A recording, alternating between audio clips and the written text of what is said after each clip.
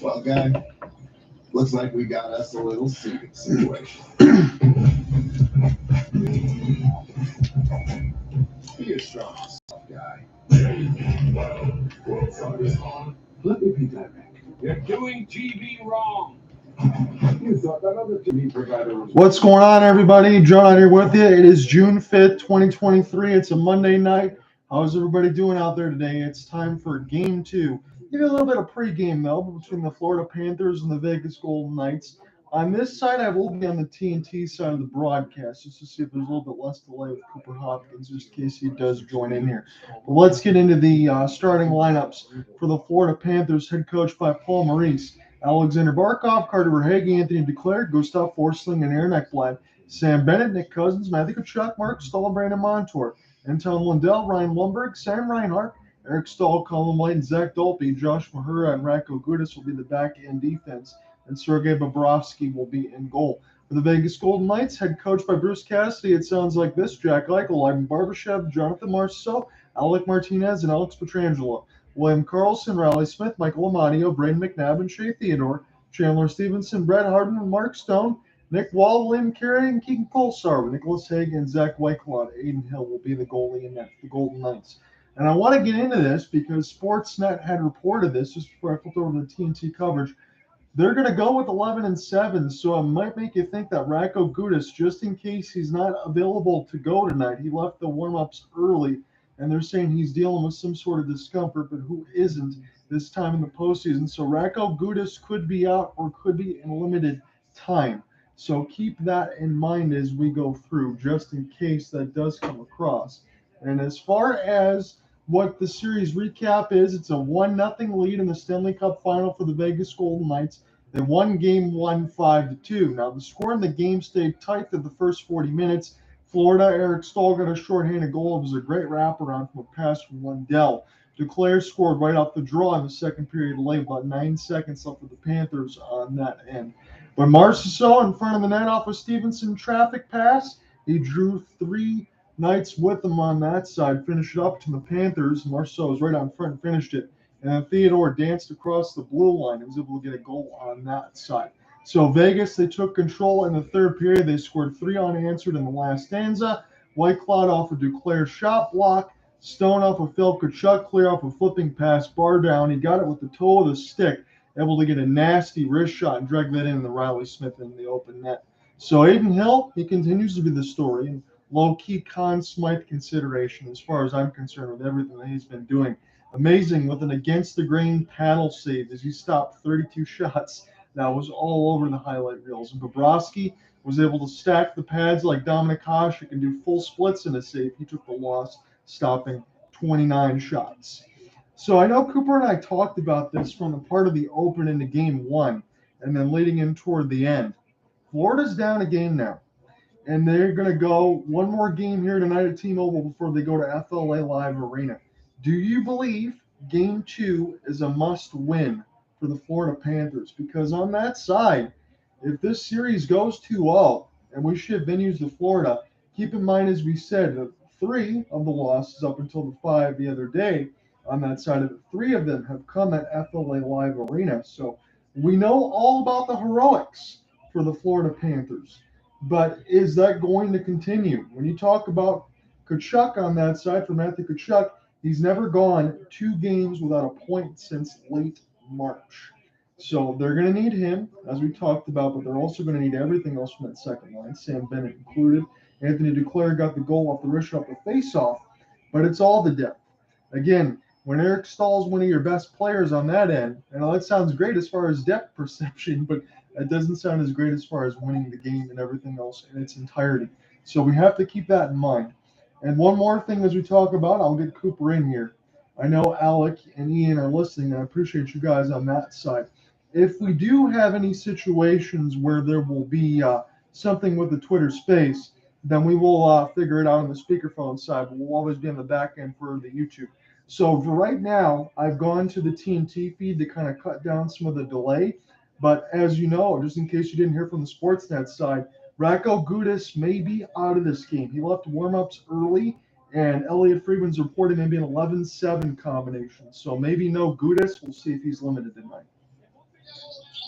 John, good to be alongside you once again. Thanks for having me, and we will see how long our setup holds tonight in terms of the technology. But here's my fingers crossed that we'll be able to keep rolling on Twitter Spaces, and we got the boys back listening again. It's going to be very exciting. Game 2, already a pivotal game. I mean, you can of course say that about any contest in the Stanley Cup Final, and I'm very intrigued about what you just reported about Gudas, the first player walking behind Bobrovsky out of the tunnel. Radko Gudas. So we'll see if he's able to go. It looks like he may make a push tonight to be on the ice. All right, good. So we see that there from Elliot Friedman. I just wanted to pass that across before I left the Sportsnet coverage. So I know we talked about this a little bit, Cooper, and you just alluded to it. If there's a possibility tonight that the Florida Panthers go down 2-0 in the series and go to FLA Live Arena, are you starting to tighten that anxiety a little bit if you're Florida? Yeah, I think so. I think that with Vegas playing the way that they did throughout the contest a couple of nights ago, listen, this was what I was hoping to see, where the Panthers come out with a really solid push early. That's what they did in Game 1. They did not look rusty. They had the better part of the play in the first period, and things flipped a little bit. And with all things even going into the third period, Vegas did what they could do, and they just put the pressure on and ended up pulling away in that game. Of course, taking the win by a 5-2 final score. So, John, to answer your question, I think if the Panthers take another L this evening, yeah, my heart started racing, my throat gets a little tighter, and I feel a little bit more worried for the Florida Panthers. They are the underdogs here. They certainly haven't played like it, but I do think that this is as close to a must-win as you can get tonight in Las Vegas. I know it's a different sport, and I know Alec's been covering on the other side for the NBA Finals. But you also have another team in Miami Heat on that side. They were able to even up the series. Do you look at that on the other side? Eric Spoelstra was able to get it done. If you're Paul Maurice, look, our neighbors right across from us, they're believing in us. We've seen them do it. We got to go out and do that same type of effort. Gritty, whatever it is, at least for me on that end, Cooper, you got to clean up the third period for the Florida Panthers. Yes, they did give up 7 penalties on that side, but the game did get away from them at that point. There are some things that Florida does clean it up, stop committing some of these penalties, get more shots, maybe kind of change some puck possessions where they'll dump it in instead of that meet at the blue line where Vegas kind of closed them off. If they can make some of these adjustments, I do feel like they can even the series. Yeah, I think you make some great points there. And, for as long as possible, I'm going to take Paul Maurice's recommendation when he was speaking with the media after Game 1. Of course, with a smile on his face, he had a pretty memorable quote. Made me recall Aaron Rodgers once upon a time. Paul Maurice said, "Everybody just effing relax." Yeah. It's one game. We're a bunch of professionals. We've gotten this far. We know what to do. And he said the word learn a couple of times. We're going to learn. And I think that's very important. Obviously, that's what takes place over the course of a regular season as the team gels and understands what they need to do to improve individually and as a unit. And that's got to happen in fast forward. And so we'll see if that learning took place and if these Panthers, led by Matthew Tkachuk and Sam Bennett, can step up when required, John. This is what's at stake tonight. And so Game 2, with the anthems now finished, just about to get started, and I'm getting ramped up for it. So now we went from Buffer on that end, and now we have another Vegas staple and Wayne Newton doing the horn.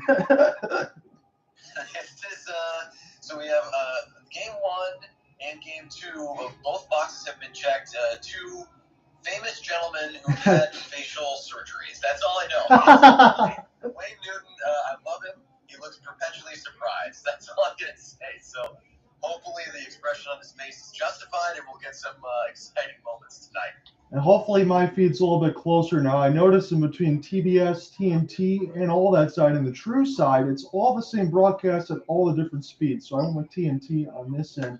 So it's Bobrovsky and Aiden Hill as they just painted the goalkeepers, and now we have a face-off at center ice. We will see what the first lines are going to be. It looks like the Tkachuk line, line 2, in the mix with line 3 of Stone and Chandler Stephenson are out there right now as this is dumped back down the ice. Bobrovsky will play this with the goal stick. pick it up across the red line as Nick Wan off of a long flip. Immediately, just like game one, we get a stoppage. Yeah, John, this is par for the course for you now. It just seems that the hockey gods don't want to let you get into a flow right away. So we'll see how many whistles we get here in the first, 120 seconds or so. But no issues. Bobrovsky gets the paddle working early, and we obviously saw Aiden Hill at a crucial moment make one of the saves of this playoff year. If not, you can certainly say in Vegas history, that's one of the biggest saves that a Golden Knight goaltender has ever put on the ice. That is memorable for sure. So we'll see which goaltender is called into action first. Yeah, we will see if Aiden Hill continues to be the story, because for me, it'd be a low-key Conn Smythe consideration. I don't know if enough people are talking about that. As Alexander Barkov, Sasha's got it now near the left side dot, trying to make a pass to Duclair, but this is picked off across the red line where Anthony will get it. Whitecloud will throw this around the horn, as this will take a bounce in behind the office of Aiden Hill. And Zach Whitecloud with McNabb will try to get to this, and this will pinball back to the Vegas defense, where they'll have to recollect near the right side dot. Shea Theodore try to recollect this and keep it in, and Jonathan Marchessault will be the lone Vegas Golden Knight, and then Mustard-Golden on the chase. Again, they are at home at T-Mobile Arena within the black pants and the red and white striping, and the Florida Panthers are in the away whites with the red striping and the blue on the pant legs. This is a chance now for Chandler Stephenson. Good skate for this. Goes up the 5-hole. There's a huge rebound, and this pass attempt goes near the right side dot. Recollected here. And a chance off the fake slapper. It's Nick Hague. He was one that had a big smile on his face when he was taking some punches. He didn't retaliate, and that was a big reason that helped the Vegas Golden Knights stay even keel, as this is backhanded out by the Florida Panthers. We got about 18-15 left to go in this first period. Not a shot on goal to speak of just yet, but Vegas does have a 1-0 lead in this series. This is game 2 in Las Vegas, Nevada, and Sin City.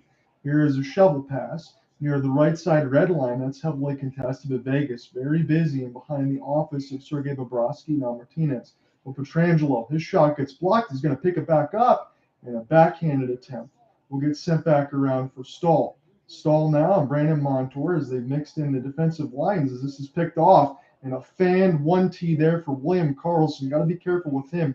One of the longest tenured original Golden Knights, has 10 goals so far in the Cup playoffs. Tkachuk, he gets spun off a hit, and near the right side, he tries to finish one, as Florida will recollect this off the poke check, off the forecheck there, and on the other side, it's Tkachuk. I'll send it back to his defense, just holding the blue line. Here's a long chance that gets blocked out in front of the left side faceoff guy and sent back down the ice by Martinez. So Golden Knights are going to take a change for Bruce Cassidy's squad, and this will allow Florida to start to go left to right in this first period. Vegas will be going right to left, but Florida has iced it.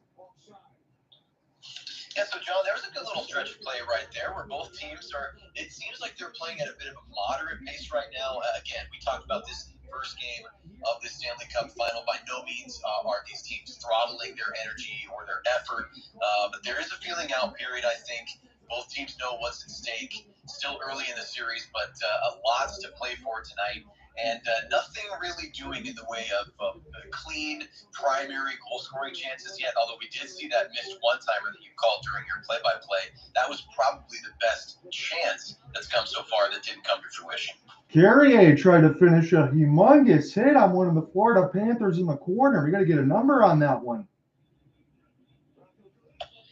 Yeah, let's take a look. Oh, my goodness, I see that hit there, John. I'm also having trouble getting a number, but the physical play is definitely ramping up. So we might lack scoring chances or clean chances, but clean hits, we got a few. Well, it is Racco Gudis. He's the one that delivered the pain. Yes, he certainly did. Now I'm seeing it on the TNT side as well. Puts the shoulder down and absolutely delivers a bomb right there, right near the penalty box. It's a great hit by Mr. Beardman himself. Big Radko Gudis in the lineup and active early. I can tell you one thing. There's a lot of things I can be jealous of, but Racco Gudis' beard is glorious. He looks like a gladiator out there, and he plays like one, too. No question about it. That's how I feel about you on the play-by-play, John. If there's ever a gladiator, it's John Ott. That's what I've said since we first started working together. Now you just got to match it with the beard, although that's easy for me to say. I can't get close. That could take me years. Yeah. The race starts now. We can check in on each other in 2037. We'll try that. There's a slap shot, and it's recollected by Ryan Lumberg, but his pass is going to go back to Bobrovsky. He's going to take a little bit of an outstretched pass from 30 feet. And Florida Panthers will pick this up in the neutral zone, and Lindell is just going to throw this back to Bob. And Florida will look to start again. A little bit of a discombobulated start as we get an offside. 16:30 left to go. I guess Cooper did nail it. This is part of the course for me.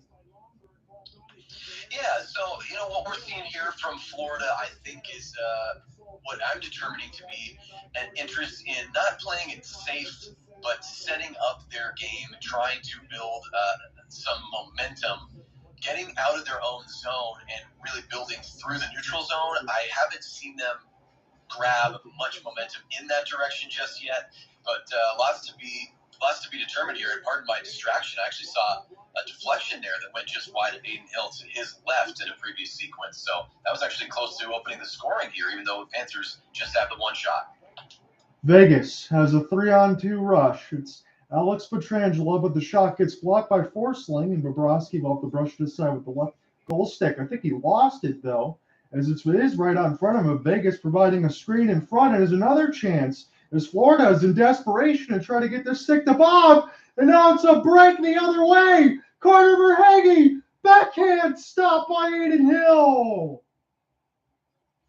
My goodness, John, this is it. Aiden Hill doing what he does after a frantic sequence and then a blown tire the other way. Verhaeghe pulls away with speed through the neutral zone. We were just talking about neutral zone play, and you know what? Verhaeghe did it himself right there on the outlet pass, and Aiden Hill closes the 5-hole door at the last possible second to keep this game tied at 0. What a moment. I know there was a lot of controversy between some ESPN coverage on the post-game or Sportsnet. They were saying Aiden Hill's a little bit nonchalant, a little bit unorthodox as far as him saves. But I think when you stop 32 out of 34, how much complaining can you really do? Yeah, that's a tough one. I don't necessarily agree with it. Now I'm seeing the sequence, John, that we were talking about. Yes, the paddle was lost, and Bobrovsky had to get it handed back to him by a teammate. But both goalies now having some heart in the throw moments for sure. Montour with a quick wrister. This one's stopped by the pad of Aiden Hill, and this will get sent back down. So Vegas has iced it. They can't make any personnel changes. 15:39 left in the first frame. Wow, yeah, so the Panthers, it took them about not even 5 minutes yet, but I think that breakaway has really opened up things for them. We'll see if that builds some power in terms of their offensive game. Aiden Hill, we get the close-up of the TNT side right there. Just like we commented about Bobrovsky in Game 1, there just seems to be a relaxation.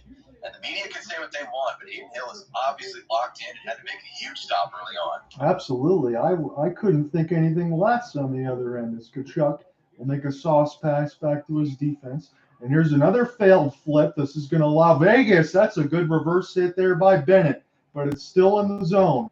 As William Karlsson will put this around the net. He's trying to locate Riley Smith, a pair of number 19s. As Tkachuk will get this one out. And now Howden will play this ahead as Vegas will pick this up off the backhand. Here's Riley Smith, and this one will be stick saved by Bobrovsky up into the netting and out of play. Yeah, John, so a question for you. I mean, at this point, I don't think it's necessarily important to try to determine who has the upper hand. We've seen a few chances now both ways. I would say Vegas has had a little more success maintaining some time in the ozone, but do you think that the momentum meter, which I guess we're going to trademark after our call in this Stanley Cup final, do you think that there's anything significant in that arena yet, or is it too early to tell? I think it's still early now, but what we can say, what you just alluded to, is the puck possession for Vegas is certainly in more danger territories. And Florida is one of those ones that can lay out the hits. We just saw the one from Sam Bennett. Yes, indeed. Yeah, Sam Bennett, he can do it all. Definitely has that grinder mentality, but also the soft hands around the net. So we'll keep an eye on number 9 in white. So McNabb, his pass, and this is nicely recollected by Chandler Stephenson. Gives it right back to him, and he gets upended there by Ekblad, but he's able to stay with it. Vegas now has this near the right side dot as Florida just tries to chip this off the backhand, and they'll look to get going. They'll flutter this in across the red line. Aiden Hill will vacate the goal crease, but only for a moment, as this is a contested puck, but it's picked up by the Mustard goal. Chandler Stephenson will send it back out there. And again, we talked about the depth, but what a luxury it is for Vegas to have a player like Stephenson on the third line. Are you kidding me? As this is sent back around now for Amadio and Carrier. as this will get ripped back around the net for Ryan Lundberg, and the chip pass is recollected at the blue line, but it's not kept in. 14:08, Vegas has gone offsides. Hey, you know what I'm seeing from Florida here, John, is a little bit better movement. I know I don't want to repeat myself, but I'm just focusing on a couple of key points throughout this first period. Florida does seem to be doing a little bit better as this game warms up, of finding smart, short passes in their D zone and transitioning to the neutral zone. So they have numbers going forward through that neutral space, and then at least trying to establish in the O zone. That's been the difficult part so far early in this game. Vegas, as we were just saying, a little more success in that arena, so we'll see if the Panthers can keep building. I agree with you. That's what Florida needs to establish, and I also think we keep in the back of our mind how many times Florida might turn it over in their own end, because Florida was known as a proponent of getting here, forcing other teams to make mistakes and capitalizing on the forecheck. But it seems like Vegas has done a lot. They get a huge hit on the other end again. It's Martinez. Into the traffic, it's loose out in front, but Waugh can't get his stick on it. That's been some thunderous hits for Vegas. And now Lundberg, he's able to find the traffic, and he's going to get triple team near the bench. My goodness. Vegas starting to look a little bit like Florida. Radko Gudas will send this one in. And now Keegan Kolesar will get a safe flip the other way. This goes across the Vegas Golden Knights logo. And another reverse hit. Vegas able to keep the pressure off the spin and a diving play as Florida. Lundberg will just get this out. But this will be recollected by Ivan Barbashev, who lays a big one. And now there's a penalty out of the air, and players are going to meet at center ice for sure. Oh, John, so much going on in just the last shift alone, if not the last two huge hits. The fans at T-Mobile Arena on their feet, and guess whose name we're saying again is Ivan Barbashev. We're expecting him to be a goal scorer, John, but 49 in the mustard goal lays an absolute boom down on the Panthers. And yeah, both teams come together at the logo at center ice. But it looks like Barbashev, is he going to know there's going to be no penalty here against Barbashev? Do we have to call, John? I saw a hand in the air. I'm going to pull up the ESPN box score. What I do see is Josh Mahura got hit again. I mentioned that a lot in game one. I kind of wonder if there's going to be a target on his back. We're going to break right now. I saw a hand in the air, but right now I don't see any official penalties. But hold on, it just updated. Ryan Lundberg cross-checking against Nick Waugh at 6:39.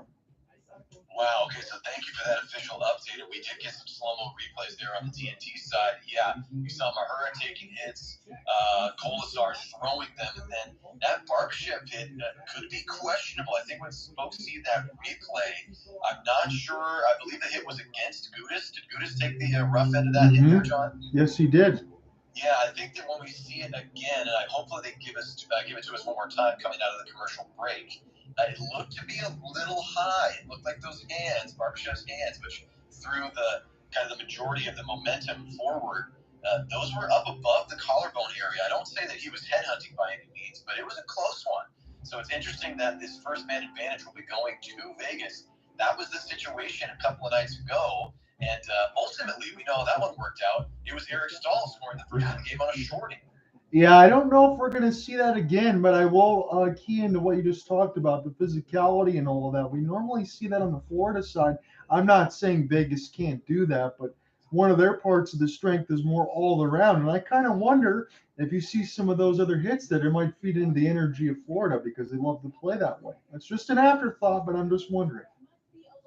No, I think that's a great thing to think about, and certainly something that we're going to keep our eye on and comment on as we continue here.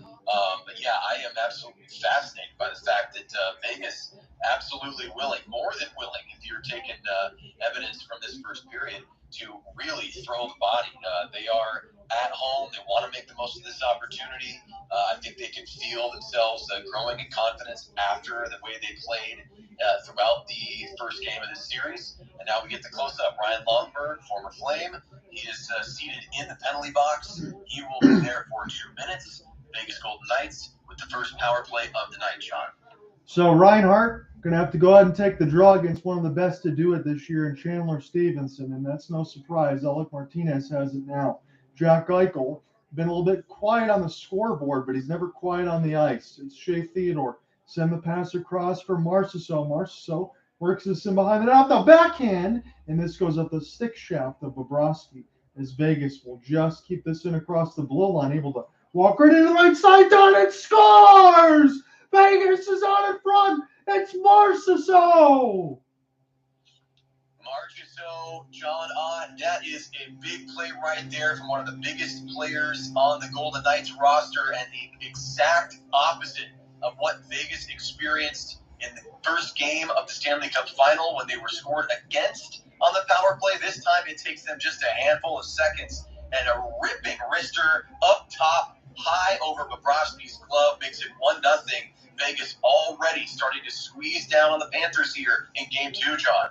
I know it's a kill, but that's way too much time for Marchessault able to walk in, aim, and fire, isn't it? No question about it. A great observation from you. They did not close him down. He's able to step in from outside the circle, walk in toward the dot. He literally builds momentum for himself. I don't want to overuse that word, but he creates space and time. I also big credit to the pass, snapped across, and he sees the window, makes no mistake. We'll see if Vegas can keep it going here. They're looking good early.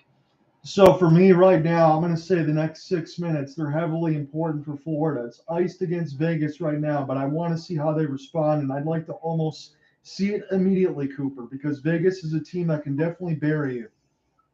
Yeah, and this is what we've been talking about. And I know we didn't do an official quote-unquote keys to the game sequence in the opening there. We were just getting ourselves set for this game too. But as we're here now, and this has become my top key to the game, Florida has to establish themselves in the offensive zone. And as I recall Game 1, those times were few and far between. I'm not saying that they were failing in that regard, John, but right now, to your point, they must respond. I want to see something buzzing. I want to see some cycling, getting pucks high to low, low to high, and give themselves a chance to at least pull the rope back in their direction. Absolutely. We're looking at Riley Smith right now. Did he take a puck up to the hand or something like that? He's going to the not leaving, but he's going to the players' bench.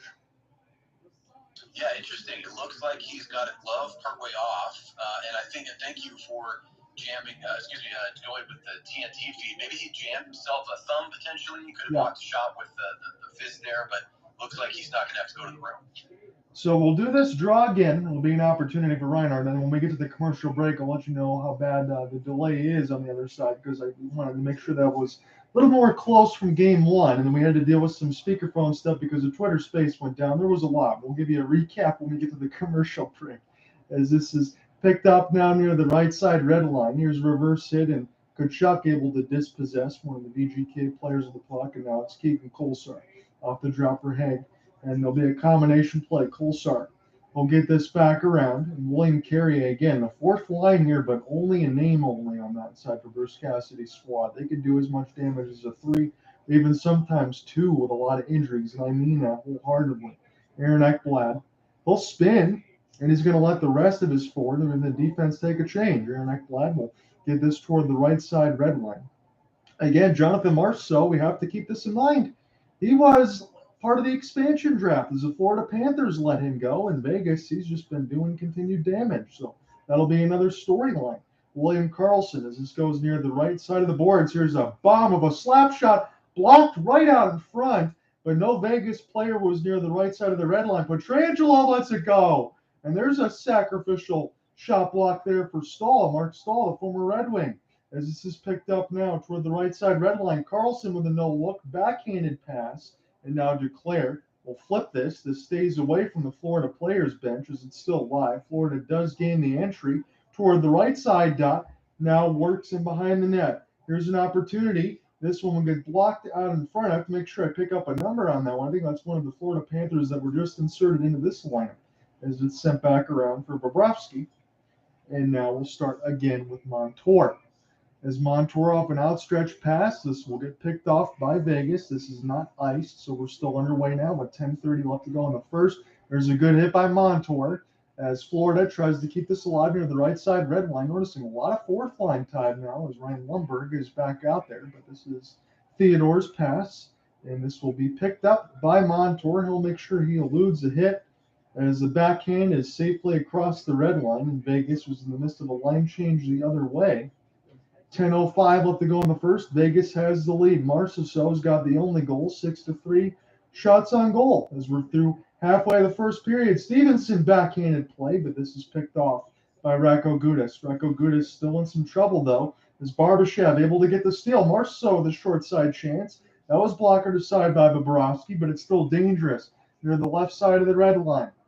Florida with Staal. He'll make a pass for Ekblad, and this goes in between his legs, but Florida is able to at least gain the red line, but here comes Vegas one more time. The delayed hit takes one of the Golden Knights off sides, so they'll have to wait for the entry again. I still didn't think Barbashev was onside, but still underway here, I guess. Aaron Ekblad has seen pass right down the middle, and now Tkachuk will spin, keep this alive toward the right faceoff dot. He's still with it. He's being hounded, though, and now he's toward the right side of the boards off his back no-look pass between the legs. Florida able to gain the entry now, the left side red line. Pick it up off the back end is Alexander Barkov. Now for Verhaeghe. Trying to walk into a slap shot, falls to Montour instead. His shot gets blocked off of the back, and one of the Golden Knights and Duclair flubs on a pass. So Florida will have to go back. Now we're finally starting to get some momentum here. This is Duclair. This is Verhaeghe. His wrist shot gets blocked. And Vegas right there with Nick Waugh to get it out. It's Riley Smith off a 1-on-2. He's patient off his backhand. He'll chip it in deep. Nick Waugh is going to win the race and behind the net now. Block shots are 6-4. That's a storyline, too, because Vegas usually way out in front of that. They can average about 18.5 a game. Reinhart. Now with Bennett, as this gets blocked, there's a backhand pass. It's saved from Bobrovsky off of Mario. And now Florida has to get away from a reverse hit. Sam Reinhart does, but now Vegas has puck possession one more time. They'll slap shot this thing around the red line from 100 feet. And now an opportunity for Reinhart to chip and chase this one down the ice, but Vegas has this. Shea Theodore. It's a lot of puck possession for VGK right now, and they're already in front. It's kind of the same storyline. Here's an opportunity trying to find for Carlson, but one of the Golden Knights gets taken down. Here's a developing 3-on-2. Reinhart with a drop pass for Lindell. He tried to go for the top part of the crossbar and fight it wide, as nobody was back there on the Florida defensive side. And this will be sent back here. Now Florida will get a chance to look to start again. I'll make sure we get to the commercial break. I get my number for number 4 on that side for the Panthers. My apologies. As this is sent back around now, Vegas will recollect. And across the red line, as this is heavily contested against Nick Hague, he'll have to spin. Tkachuk still trying to locate this thing. And now another double hit on that side is Tkachuk still trying to pry this loose, but Vegas will pick it up. 7:15 left to go in the first. Here's Stephenson. He'll toe drag. Now a short side chance stopped by Bobrovsky. The puck is loose, and now Tkachuk will get it as we're getting continuous action here. Still 7 shots to 3, though, for Vegas. Here's a wrister. This goes wide off the kick play. Tkachuk will send this back around to D. The shot from Ekblad gets blocked, and now Ivan Barbashev will pick this up off his backhand as it's intercepted. This stays on sides, but Florida needs some reinforcements as they'll send this back around the horn. Tkachuk still looking at near the right side dot again. He hadn't gone 2 games without a point since late March on that side, so we're expecting some big things, as we all are. Here's a flip in by Dubas. He takes no chances. He holds on. We get a first stoppage in a while. 6:35 left. Well, John, big credit to you for taking, I think, the longest unbroken sequence of play that we've gotten so far in the last, 4 periods or so. And there were no whistles there. You were really on duty for sure, and the Panthers were as well. There were a couple of moments there, but Vegas was creating some danger. There was the shot in particular that handcuffed Bobrovsky. It came from down low, coming off the near boards, and I thought he was going to swallow that one up, but it came out for a rebound. Ultimately, it was cleared away, but the Panthers still not really able to grab a full hold of this game. I would say that Vegas so far, the obvious piece of data there is the fact that they lead this game by a score of 1-0 after the Marchessault power play goal. But Panthers still finding their footing just a little bit in trying to pull up that momentum meter in their direction. Yes, they are. And here's a roster note for me. The number 4 on that side for defense in the back end line is Casey Fitzgerald.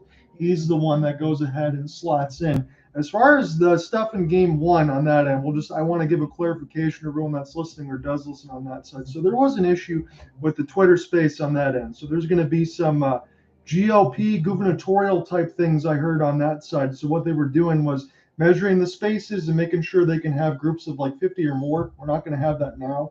But I think all the other issues on the space have subsided. If we do need to do speakerphone situations, we will There was a little bit of buzz on my end because I had to charge my phone at the same time. So my apologies on that end for the third period side. But we shouldn't have any issues today. Yeah, we are as locked in as we can be, and as locked in as Aiden Hill has been. He hasn't really, other than the Verhaeghe breakaway, really had to stand on his head by any means early in this game too. Now, Bobrovsky, again, we were just talking about some shots that he faced, which ultimately resulted in rebounds. I think he has done well to keep this game at 1-0. There haven't been any real grade A or A+ chances for Vegas beyond the power play tally. But Bobrovsky, again, being relied upon relatively heavily, at least in comparison to his counterpart across the ice.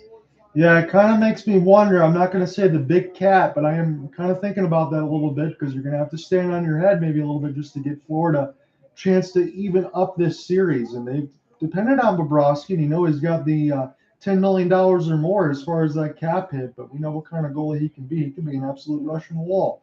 As Anthony Duclair will try to finish off a hit here. And now this might be, I thought I heard an inadvertent whistle. Yes, I did. So we're going to see what the call is going to be. I think it's going to go against the Panthers. Paul Maurice is going to be none too pleased. Yeah, you're right. He's going to be frustrated, as are Panthers fans everywhere. And I am waiting to get final details here, John. We do have just a slight delay still, despite the fact that we're both on the TNT side. So not to put the pressure right back on you with the responsibilities of play-by-play, but if you're seeing the official word, please let me know. I see what it is. So Duclair got his hit, and then Montour came back, finished late in the back of the head, and that was a penalty. And Paul Maurice is absolutely livid now. He's giving it to the referees.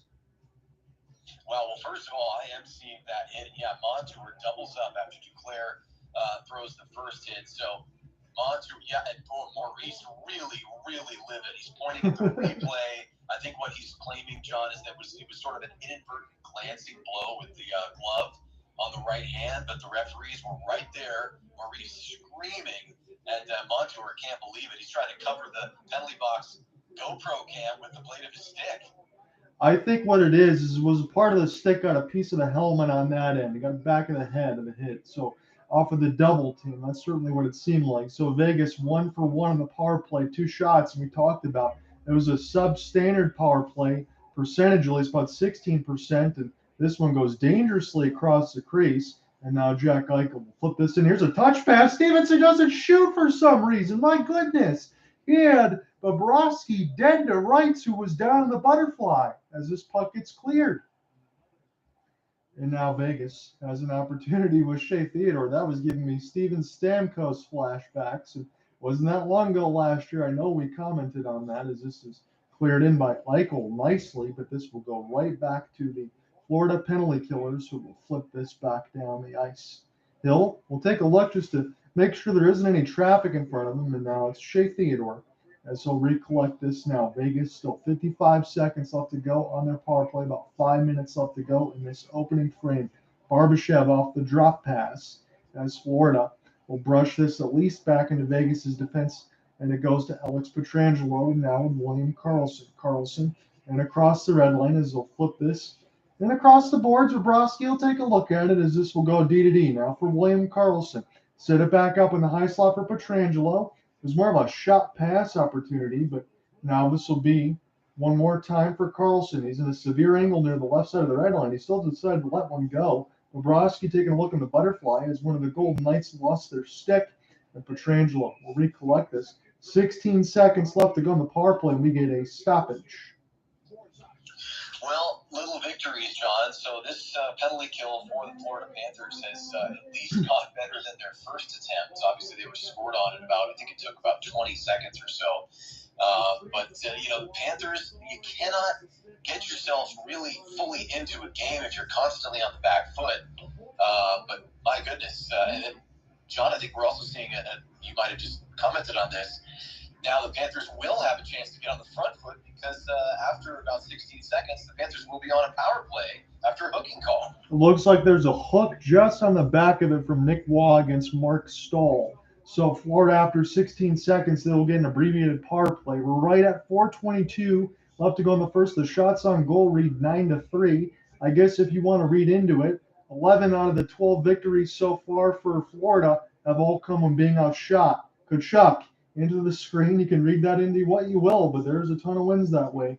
Chandler Stephenson has it as he gets us across the red line. Now he wanted to spin back. He'll throw this to his defense, and now Florida's power play is going to start with some Vegas puck possession.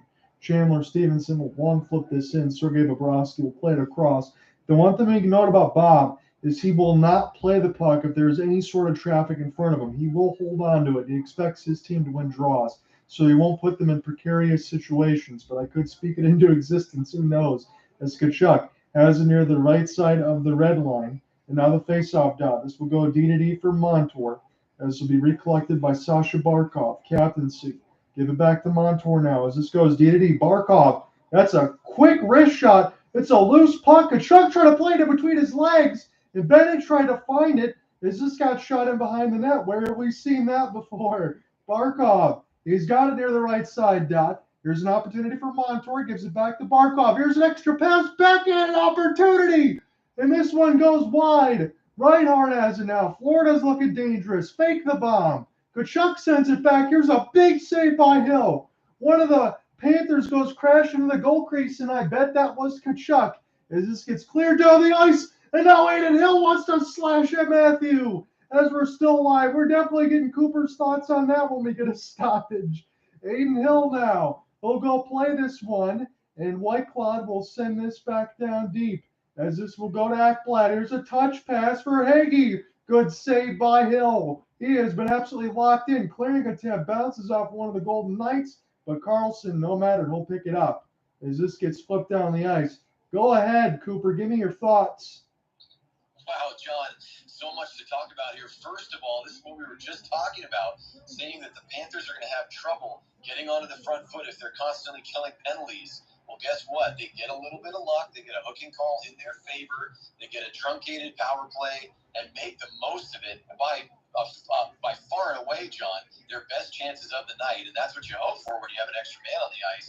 So close to scoring and tying this game multiple times. But we've got to keep an eye on Matthew Tkachuk and Aiden Hill. Tkachuk goes diving into the net after a rebound. And then Aiden Hill, as Tkachuk goes for a change, takes basically a baseball bat to his John. I was stepping all over you just so I could steal a goal call. On the other end of the ice, the Vegas Golden Knights make it 2-0 with just over 2 minutes to go in the first period. It's Stone once again. I'm sorry, my friend. You're good. I'm glad that we took it on that side because it was a beautiful transition. And here's another opportunity off of some passes as Martinez will get this near the left dot. I know it's a counter, but again, this is another opportunity. I'll throw it out to you, Cooper. There's too much time and space.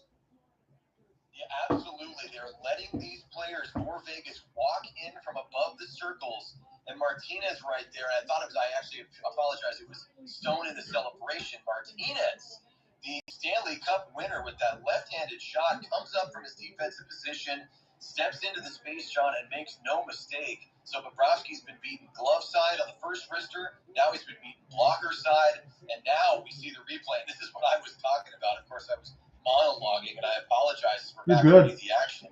Lots to talk about. So, John, you take it.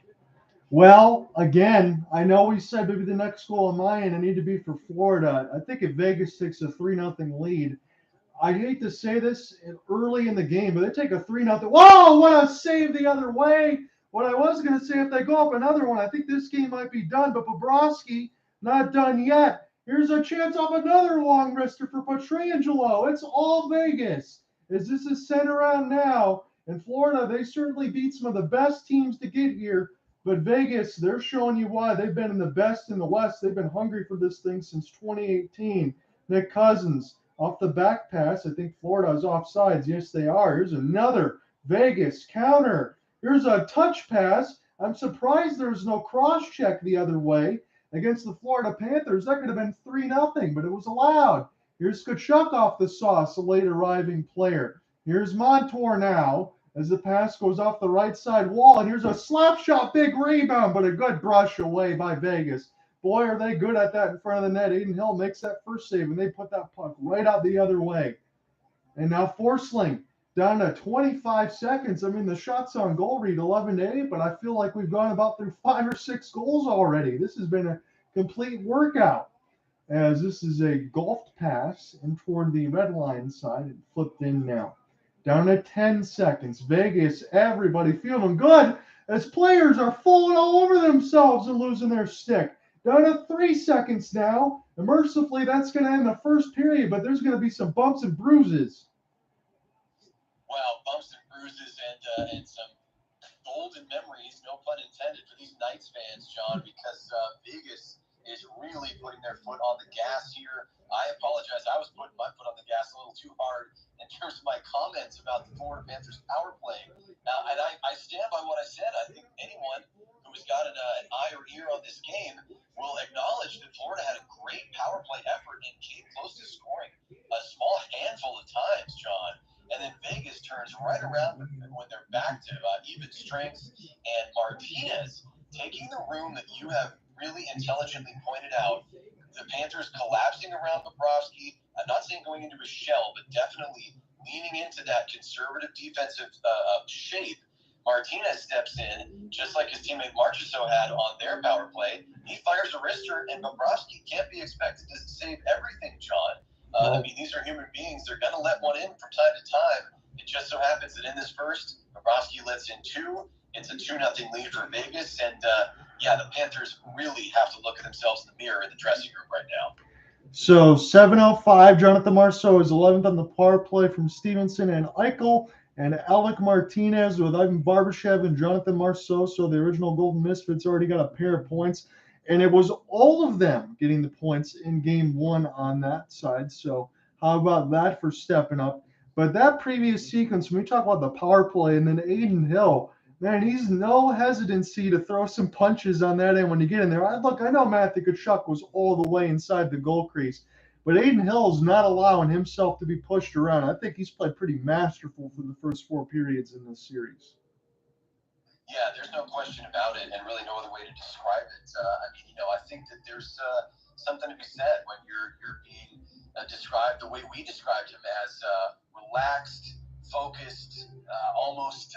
This is what we talked about with Bobrovsky as well, but it definitely applies to Hill. But there's almost an air of disinterest. You know, the goalies are known for being their own breed, and Aiden Hill certainly is one of them. But this time around, when it's called for, he is willing to turn up the heat. And the consequences be damned. And he goes right after Matthew Tkachuk as Tkachuk leaves the crease. And I think that speaks to the type of game that Vegas has been showing here throughout this first period. And I imagine will continue to carry into the periods 2 and 3 and beyond. There's a fire to the Vegas Golden Knights right now. They are not relying on home ice advantage. They're not relying just on their skill. They're making the most of their opportunities, John, and it starts from the crease out. It's Aiden Hill who is the foundation of this Vegas squad, and they're looking fantastic tonight. Yes, they are. So I know in game 1 or intermission, we got through all the Craig Conroy stuff, and we had a great discussion.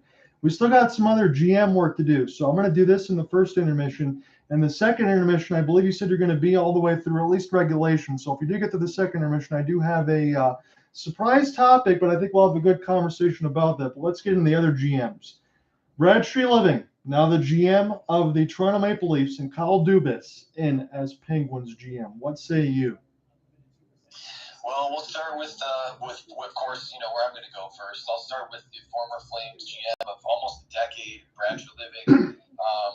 What I found very interesting, I didn't expect myself to feel a little pang of regret when I saw the news. I mean, obviously, I had already come to terms with the fact that Treliving was moving on and leaving his position as general manager of the Flames. I find it intriguing that he was able to stay in a Canadian market. And no, of course, I understand there are only a certain number of GM jobs that are open. But I think he has a real expertise. I think there is sort of a calm confidence about him that will be served very well in Toronto, and of course he's gonna feel. We're talking about heat. The Vegas Golden Knights are turning up the heat in this game, but the media in Toronto, the epicenter of the hockey world, are going to turn up the heat when necessary on Treliving, and I think he's just the right man to handle that kind of pressure. Obviously, he is stepping into a situation with the core 4, if you will, some big names in Toronto, led of course by Austin Matthews. And choices are going to have to be made, not only in this offseason, but in very near future off seasons to determine if that core of the Toronto Maple Leafs, which has done more in this most recent postseason than the franchise had done in 20 years.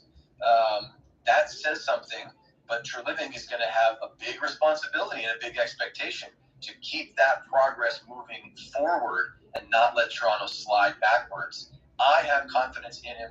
John, do you as well, after having seen what he did with the Flames over those many years?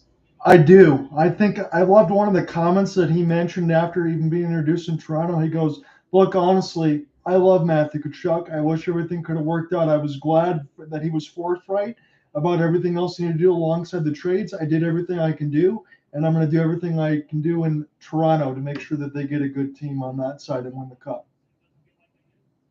Yeah, great summary right there. Obviously I wish him the best, and I think hockey is always stronger when we talk about some of those premier markets. You and I have talked about hockey being better. And to your credit, you haven't led this conversation. It's usually been me, the one to step up and say it, but I know that you agree. When teams like the Detroit Red Wings are stronger and really pushing, obviously that rivalry from the 90s with the Colorado Avalanche, so famous, and now we're looking at big markets with big names. And Brad Treliving, I think, will lead Toronto into a really exciting era, which is just now fully beginning. On the other side of things, John, the Kyle Dubas hire, I also like this hire, but we have a different situation. We also have a group of core players, and I think it's a little bit less about who is in the GM seat and a little bit more about what is left to squeeze out of the sponge of the Sidney Crosby, Malkin, and Letangs of the world, John. And I don't want to just pass it right back to you, but I'm curious, maybe we can just have a little back and forth here. Do you think that core will even be together more than, say, one more season? It's going to be a really interesting challenge for Kyle Dubas. And, of course, he's going to be at the epicenter of those decisions. But, we may be actually even talking about all three of those players moving on or potentially retiring. So what do you think about the Penguins situation? So I will say this, because I know Alec is listening in and he knows a lot about all that stuff, but I will give him credit. He had the quote of the century on that side, and it always made me laugh. But he goes, Toronto won a playoff series. What did it cost them? It cost them everything. It cost them Kyle Dubas on that side. Here's the deal. I'm going to answer your question and say yes. I think they only probably last for about a year or maybe two at most. But the thing with Kyle Dubas was interesting because Brendan Shanahan, I know him well from the Red Wings side for the most part in the back half of his career and winning some cups, but he's the president of operations considering all the other stuff. And for Kyle Dubas, look, he's a guy that was, again, I'm 36 years old. Kyle Dubas, I believe, is a year older than I am. And he's already been the GM, I think, of Toronto about 9 or 10 years. So he knows all about pressure, especially in those Canadian markets. But I think what Dubas was a little bit frustrated in was the amount of types of people and just how many he had to answer to as far as making his decisions. When he goes over now in Pittsburgh, I have to believe, Cooper, that he's going to get complete autonomy. And he's going to be the part and parcel, the ask and answer. When a trade gets done, the only person he has to answer to is himself. He made the right comments as far as Letang, Malkin, and Crosby, and thanked them for everything else that he'd done. And I'm sure it's going to be about a season or two, but no doubt in my mind, considering he built everything with the core four and helped with all the stuff in the draft, he's going to be able to make something good in Pittsburgh. But he's got a lot of work out in front of him, but I do feel like he can do it because he did a really good job in Toronto. I know there's so much pressure about everything else, but let's be honest. If it was the Red Wings or the Calgary Flames or even Alec, I know he's living on the Carolina side now. If you can go ahead and give me Matthews, Marner, Tavares, and Willie Nylander and put them all on the same team, I'm taking it too. Oh, yeah, no question about it. And definitely big credit to Alec. I know he's got the knowledge. I know you two work together frequently. And so, John, this is going to be a fascinating offseason, because these guys are going to have to get to work right away. And I know there are some restrictions. I was listening to some coverage, NHL Network Radio, and there are some restrictions in place, some minor limitations for GMs that come in. Obviously, Treliving having deep knowledge of Mhm. Calgary Flames strategies, drafting strategies, etc. You could say the same for Kyle Dubas as well. I don't think any of that will really come into play in any noticeable way, but I'm more excited, thinking less about the technicalities. I'm more excited to see what kind of mark they try to make early on. Because they have such big personalities on their rosters, it's sort of what pieces do we see get assembled around those pillars that may or may not make the team better. That's why it's fascinating. It's what we tune in for during the offseason. And I think I have full faith that both of these guys are going to make some really shrewd moves and make both teams better. I do too. I know, as I said in the second intermission, I have a long-form discussion I'm going to save. I also have something that I want to talk about as far as coaches, but I'll save one of them for the second period or second intermission, because I think I'm going to have some spicy comments that you don't want to miss.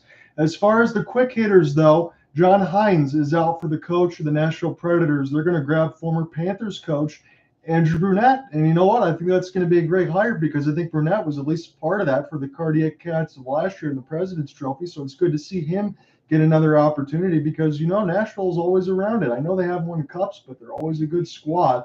The Capitals get Spencer Carberry. He was in the Toronto system, part of the Marlies. He's a power play savant, and that's what the Caps will want to try to do. Maybe not so many one-tees to Alex Ovechkin anymore. Who knows on that side? And do the Flames, because Gerard Gallant is up and available. Is he maybe the next target for Calgary? Yeah, I think, John, that you have to consider Gallant the front runner.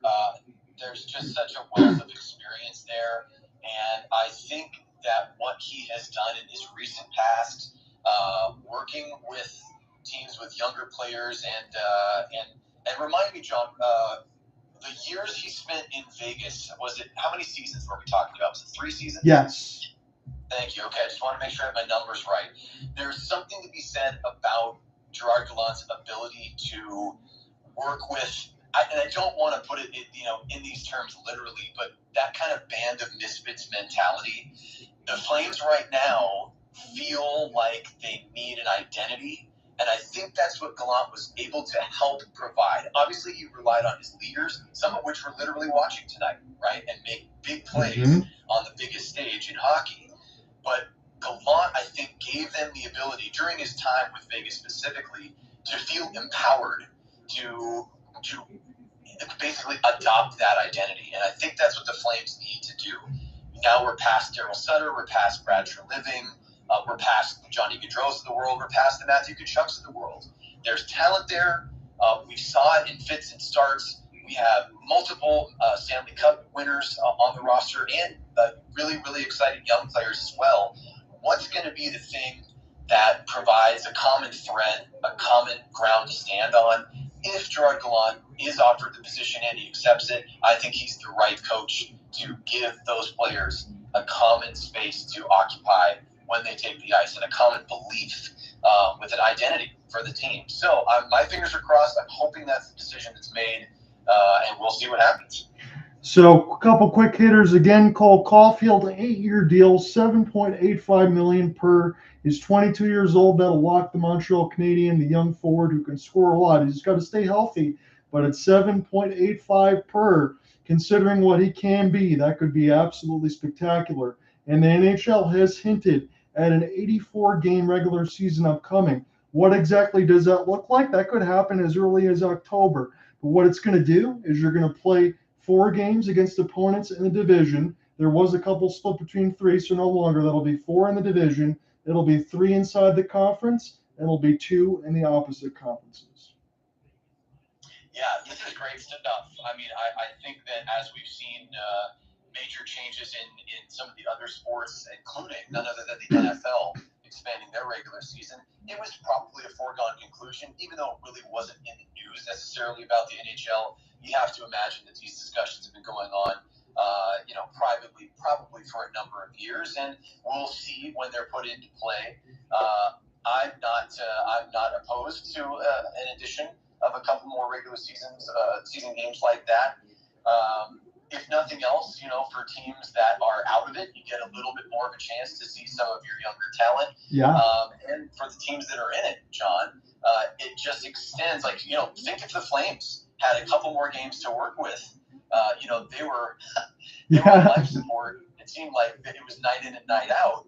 Maybe they would have been out a little earlier, but maybe you extend that drama for just another week or so with those additional games. So I think there's probably more benefit than any drawback there. And I wonder, again, this is just one team, but we saw them have the greatest regular season of all time.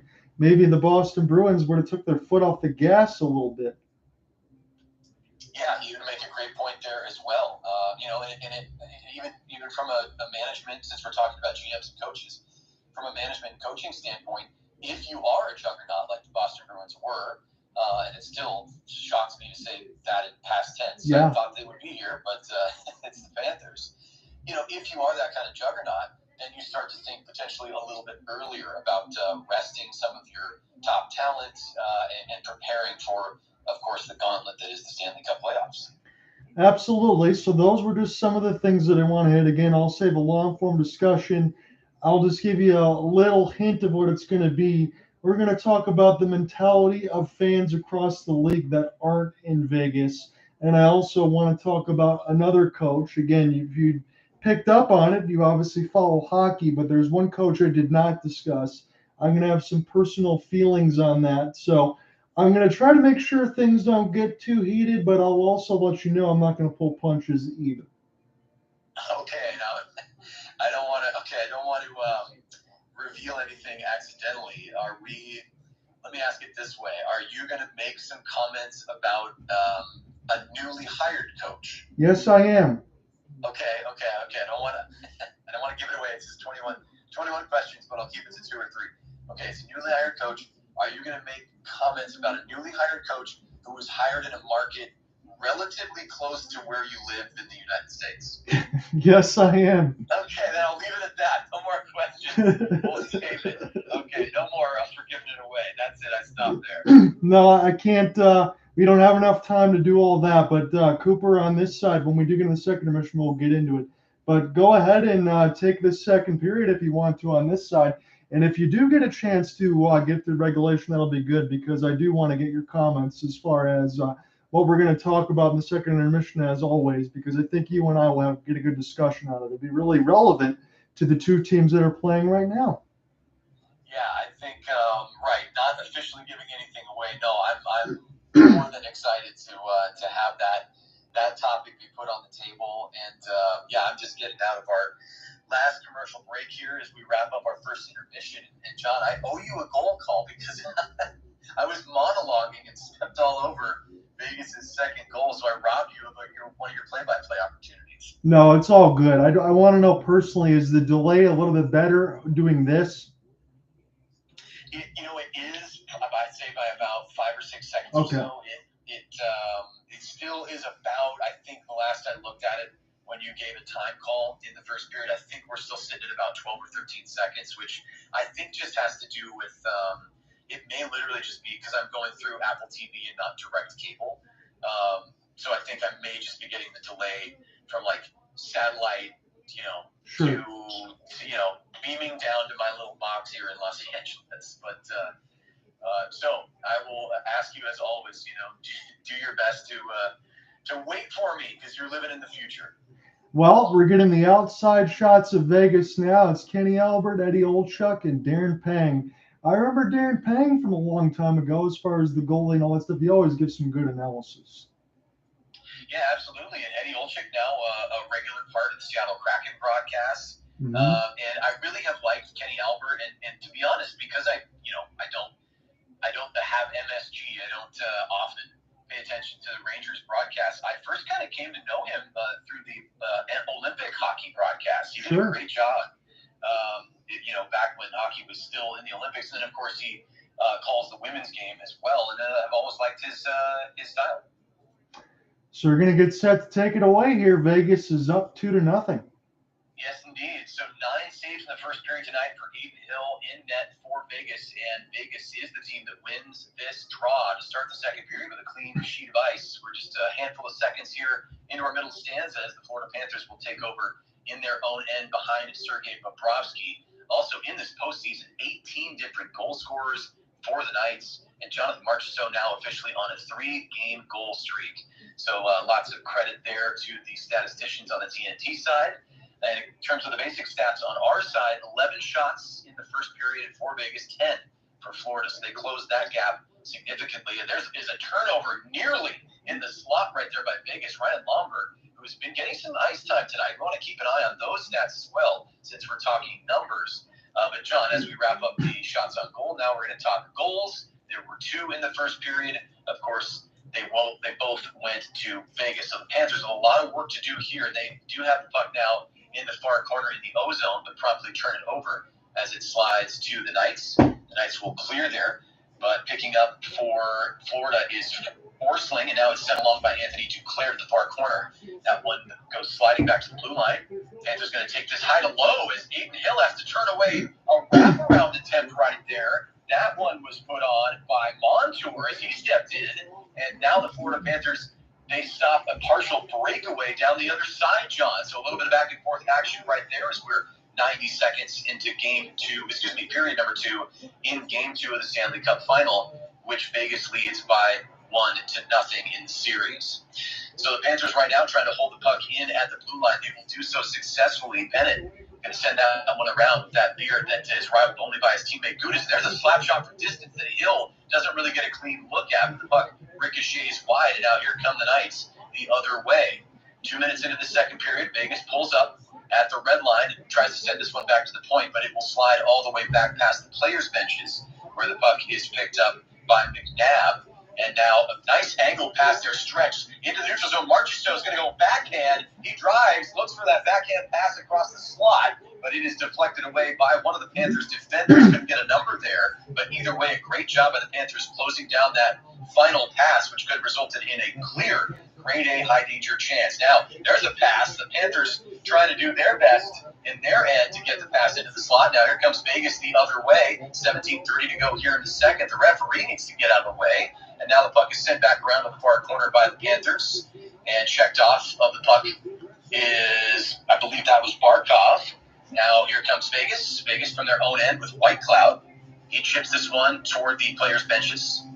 And the puck is now loose and picked up by Vegas at their own blue line. They're going to come forward 3-on-3. Now they have 4-on-3. Puck held in the far corner by the Knights. And stepping in with a shot on right there. And into the net, John, is the third goal of the night for the Vegas Golden Knights. And I believe, John, was that Law scoring that I don't even see Bobrovsky making a reaction there. All of a sudden, John, I'm surprised. Every Panther is surprised. It's 3-zip. The wizardry of Nick Waugh. He was able to get this all the way to the left side dot and then windmill deke in between 2 defenders. No chance for Verhaeghe or Fitzgerald. He made the entire Panthers squad look silly on that one. Wow, that one is an absolute stunner. He beats 3 Panthers. We see Verhaeghe, Fitzgerald down on a knee right there, also looking for a block, I believe, with Staal. So Waugh does it all himself, coming out of the corner, steps into the slot area, and snaps one past Bob. I think Bobrovsky legitimately thought the shot went wide. He turns around, he's in the net. 2 goals in the last 5 minutes of this game for the Vegas Golden Knights, John, and all of a sudden things are starting to slip away for the Panthers. It's 3 goals against on 12 shots, and I think we're officially in the territory now where I'm objectively worried for Florida.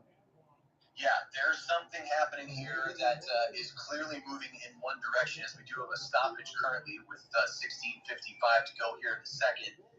There is clearly a stronger team in this matchup, at least in as much hockey as we've seen so far in this final. The Panthers have to find the game that they used to beat the likes of the Boston Bruins, or else they could be in desperate trouble, as there's a shot from distance way out past the blue line, the red line, that Aiden Hill traps just a few inches outside of the goal crease. So a little bit of a nervy moment, but no issue right there. John, again, we're getting a look at some of these hits here on the TNT replays. Huge hits. These from the first period. But still, the most important thing to note, it's 3-0 Vegas. And again, when you're talking about some of those hits, I just got to go back there for a second. Who we've been talking about? Ivan Barbashev. He pasted Radko Gudas. Yes, he absolutely did. As we get a stoppage right here, a shot on by Cousins is saved relatively easily by Hill. And Hill, boy, that look in his eyes, steely. He is, as we keep saying, locked in 100%. And Cooper, you got to give him the same credit that you would on any of these other goaltenders across the history of the Stanley Cup playoffs. He's been that good. Yeah, absolutely. So we will continue to comment on that, and we'll let you know if anything changes, but I certainly don't expect it. Aiden Hill. And John, you were talking Conn Smythe, just whispering. Well, that could well be the case if Vegas continues to play this way. And you were a bit of a prognosticator, my friend. Unfortunately, Radko Gudas, who did start this game, he left after the first. He completed the first period, John, but potentially that replay we just saw on the TNT side of the hit that he absorbed, that may have rattled him enough to knock him out of the remainder of the contest. So Radko Gudas will not be participating for the remainder of the night. 16 minutes to go here in the second. Cooper Hopkins currently on the play-by-play alongside John Ott, who's got the analysis here in this second period. Again, 3-0 Vegas in Vegas. It's really been all Golden Knights so far. But here come the Panthers with the puck in the far corner. Matthew Tkachuk. Boy, first time I've actually even said his name, and we're almost 5 minutes into the second. Tkachuk now goes off for a change. Now driving right here is Bobrovsky. He takes it all the way in and eventually puts himself into the net after getting checked. But Barbashev nearly goes backhand, forehand, backhand, dancing through the defense. My, oh my, John, 49 in goal. He has been everywhere in this series. The simple way I can put it right now, someone went to the settings. They turned the game speed down for the Florida Panthers, and they turned the stick handle speed all the way up for the Golden Knights. They are dominating this right now. Yeah, it is just a sheer show of confidence. You can see, like, listen, these are all professional hockey players. They have the skill set and mentality to be here on this stage, but Vegas looks like they are playing, and I feel like it's hyperbolic, but Florida is not at the same level right now. It looks like they're playing a Columbus. It looks like they're playing a San Jose. Florida just has to regain their speed, as we've seen it. It could be literal speed in terms of moving their skates and just the game speed that John alluded to. That's a great point, John. We've got to look at Vegas, who's playing at a different level right now, just at a different gear. So 4 minutes and 40 seconds have gone here in the second period. Florida technically ahead on the shot board by 2 at 14-12 as a puck that was passed toward the blue line in the Vegas ozone makes its way all the way back to Hill. He's going to backhand this one around. It actually goes right to the Panthers. It's picked up there, but ultimately turned back over. Good job by Vegas to lock things down after a bit of a bumpy moment. Now carrying down low into the near corner is Marchessault, where he turns it over. It's taken by Florida here, and they're going to skate this one out of their own zone. Pass there to the logo at center ice. Now it's numbers for Florida. Bouncing puck right here. No shot attempt, though. Florida couldn't get a clean look at it. That was on Barkov's stick briefly, but he couldn't get it settled for a shot at Hill. Now the puck will be collected here by Staal. Going to look for a stretch pass right there. Bounces off bodies. Ryan Lomberg tries the backhand pass. He will connect. And it's being battled for in the near corner. Bit of a hip check right there. Behind Hill, the trapezoid. But both players stay up. And now Vegas going to try to knock this one through the neutral zone and all the way to the O zone. They're able to do so momentarily, but it looks like they'll turn back for a change on the fly. So the Panthers take over right here, 45-degree angle. Boy, big stretch pass by Lomberg, who continues to get ice time, John. And we take a look at the comparison. Boy, Bobrovsky in that Eastern Conference final, a 112 goals against.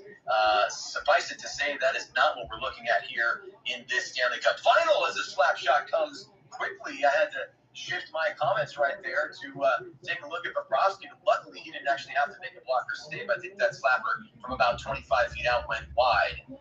So Vegas right now battling for the puck in their offensive zone. Again, can't keep it in at the far point. It's going to slide all the way back down to the circles at Aiden Hill's side of the ice. And now a stretch pass by Vegas passes everyone, but I do believe it went off of a leg. So Bobrovsky has to step out into the trapezoid and play this one. Now here comes Stan Bennett, does a nice job to stop on the skates, pull up, and look for a pass. He connects with Matthew Tkachuk. The puck will bounce around in the Panthers' offensive zone. Eventually, they do find possession. Now Bennett moving his feet well. He's going to try to hold it at the near half board. Just a big slap shot from way out. It bounces out front.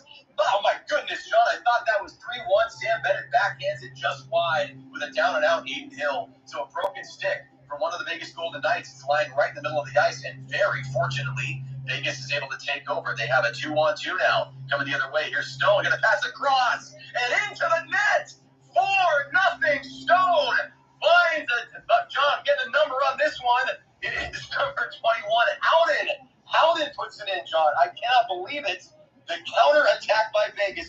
relentless. This is a time, I would say, my friend, to find your backup goaltender. Mark Stone with one of the greatest shifts I've ever seen. Breaks the play up, get the broken stick, delivers a hit, takes it the other way, and then finds a cutting Howden on that side. What an effort from the captaincy. This is getting ugly. Wow, and John, you said it best. I actually only saw the latter portion of that sequence. I didn't realize that Stone was the player whose stick had broken. While he has the broken stick, he puts pressure on the Panthers defense, throws a check, finishes the check. The player goes down to the ice. Stone races to the bench, as you called, picks up the backup stick. And I hate that I called this one. Yes. We will no longer see Bobrovsky in this contest because of Stone's effort individually on that last shift. Incredible stuff by the Knights captain. I almost feel heartbroken for Bobrovsky. He's been so good. But, John, we are going to see a goalie change. We are moving from Bobrovsky to Lyon. It's going to be Alex Lyon wearing number 34 in net now for the Panthers. Major developments here, and it's all Vegas. Storylines, my friend. I can't wait till the commercial break. Yeah, I know you're going to have lots to talk about. What a finish there from Stone and Howden. Right place, right time. Teammates supporting one another. Extra effort. It's what the Panthers have been missing all night tonight. They just can't seem to reach down deeper into the well. We know it exists, but they're not able to access it. And it's, I think, frankly, just because Vegas has blocked them off from doing so. The Knights have looked like a team that very, very badly wants to answer the question, who wants it more? They put their hands up in the air and they're saying, we do. Yes, they are. And now you got to look about Alex Lyon. Look, I understand at the beginning of the postseason didn't go so well against the Boston Bruins. And that's why they went to Bob before he went into complete takeover mode. But keep in mind, again, with Alex Lyon, he's big part of the reason why the Florida Panthers over the last 2.5 months able to fight just to get in. He kind of saved their bacon. Yeah, you're absolutely right. And certainly worth noting is he's going to get some time here and basically just has to keep his team in it. I'm not even sure at this point, as we haven't even yet reached the halfway point of this game, I'm not sure the Panthers, the way the Vegas Knights are playing right now, I'm not sure the Panthers have an opportunity to legitimately get the W this evening. But if they can find a little bit of their goal scoring touch, again, I don't want to put all the pressure on Matthew Tkachuk, but he hasn't been all that noticeable in either of these games except to basically be a pest. We know that's part of his game. It cannot be the only part of your game in a series of this magnitude. I think I have enough time to say this, but I know you weren't around for Game 2 of last year, but you did ask me about it. You do remember that 6-0 drubbing that the Colorado Avalanche gave to the Tampa Bay Lightning? And I still had a little bit of confidence in the back end, of especially in Game 2 that Tampa would come back and answer because they had back-to-back Stanley Cup playoff dreams, hopes alive. Florida's been a great story all year, but now when we get set to, once this is done, shift to Game 3, can they do some of those same things, and can they lock in and play like Tampa did and try to claw and make this a series? Yeah, John, it's, I think at this point, referencing the recent past is more than worth it. The Panthers have to hope that they are able to call upon their own recent past, their own references, and look at what they have accomplished thus far, and realize that they are more than able, more than capable of putting themselves back in position to really compete with Vegas. But since that, probably the halfway point of the second period of Game 1, Vegas has seemed like they have just turned themselves into something extra special. But here we are back underneath the action. As John said, there's a shot that came from the blue line on the Panthers' ozone side that bounced awkwardly. It may have actually hit the post, John, but there was a rebound opportunity. Now the Panthers with a 4-on-2 are going to snap this one on Hill, and he snags it out of the air with the trapper, John, and players come together. Aiden Hill just says, no. He heard what I was saying and says, sorry, sir, we are in the driver's seat. We're not leaving it. I know things are getting testy and behind the net now, but Aiden Hill made that 4-on-2 look way too easy. Yeah, no, Florida had numbers there. They were coming with speed, and they were putting pressure on, and Barkov snaps one off. Aiden Hill makes it look like he's just in warm-up. He grabbed that one right out of the air like it was nothing. We're going to get a penalty against the Vegas Golden Knights on that side. I think it's going to be Barbashev. He's going to get set to go to the box.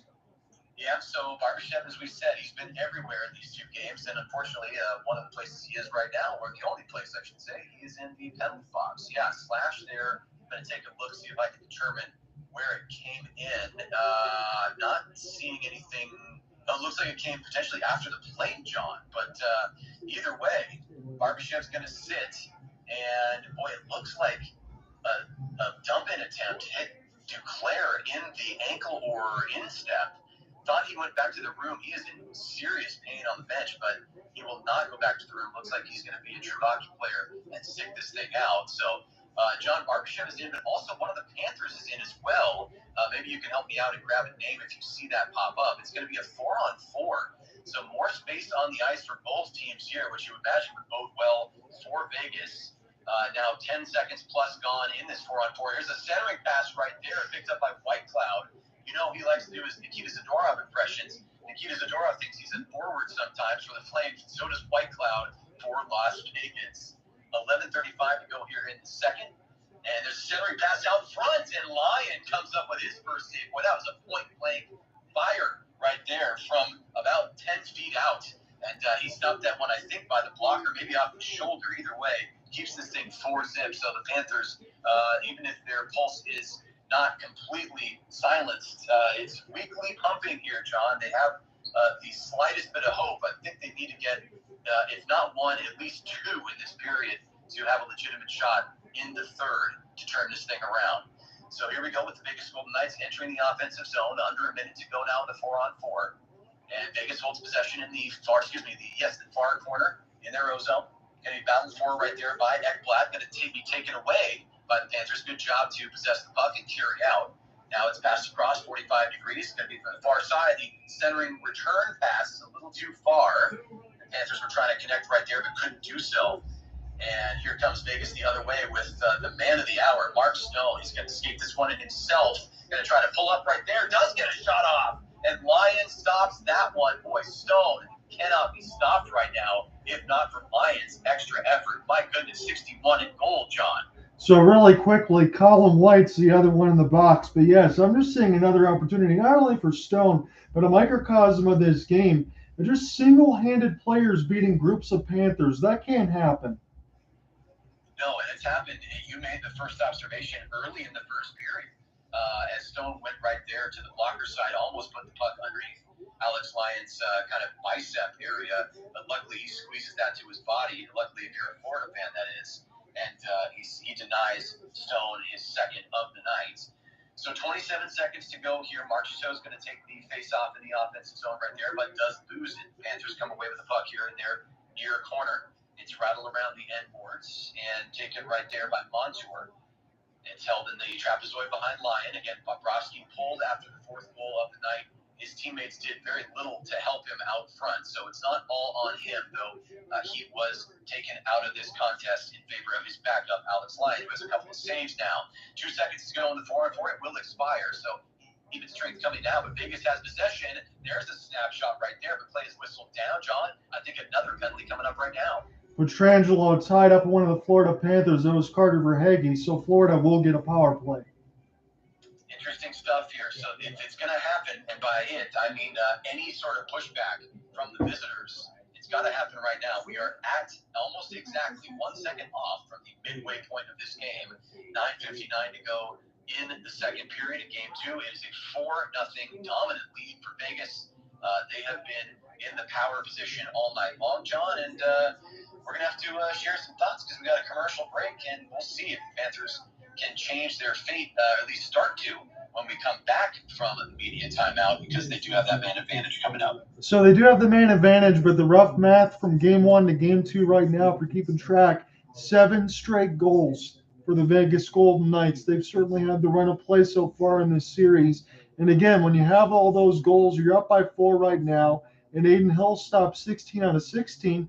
If you're Florida and you're Paul Maurice, I don't even think it's a point now where we can talk about coaching and strategies and adjustments, because I was talking about trying to chip and chase some of the stuff away from the blue line and stacking, but I know that Vegas does that more on the kill. But now you got to look yourself in the mirror and say, honestly, Again, we talked about who wants it more. Vegas certainly looks like it because with each individual matchups beating groups of Panthers on that side, they look completely outclassed. And I thought the analogy that you made in between San Jose, Columbus, Arizona, Anaheim, those kind of teams, you're making Florida look like that. After the storybook, we knew Vegas was good, but Florida has got to figure out some things right now because they're better than this. Yeah, I agree with that. And of course, I'm not clinging to our prediction. I did think the Panthers would continue this storybook run. We both had them in 6. And as I joked during our last broadcast, hey, you got to lose a couple to win it in 6. And I mean, I guess they're trying to get those out of the way early. So that's one way to spin it if you're a Panthers fan. But you can't feel all that great about how the team has looked. My goodness, Vegas is really, really showing exactly what their potential has been all along this season. They are dominant tonight, and we will see if that continues. But the Panthers do have an opportunity here on the power play and possession. They have it at the far half boards. Going to center this one toward the far circle. Now it's down to the trapezoid where Tkachuk likes to do his work. The puck slides all the way back along the dasher and ends up at the far point. Now a deflection opportunity for Tkachuk. That one comes from Barkov and then off of number 19 stick up into the netting for a stoppage. I know what the scoreline says, and I know how Florida likes to play, as we all do. But on this side, you got to take everything else, table it. You got to concentrate on your offense. Even if you give up more, you got to find something to feel good about offensively they can carry into Game 3. That's a must. Yeah, and I think their bench boss, the Panthers, he can no longer ask anyone to effing relax because the alarm bells are already ringing very loudly from Florida to the rest of the Sunshine State, to the rest of every state.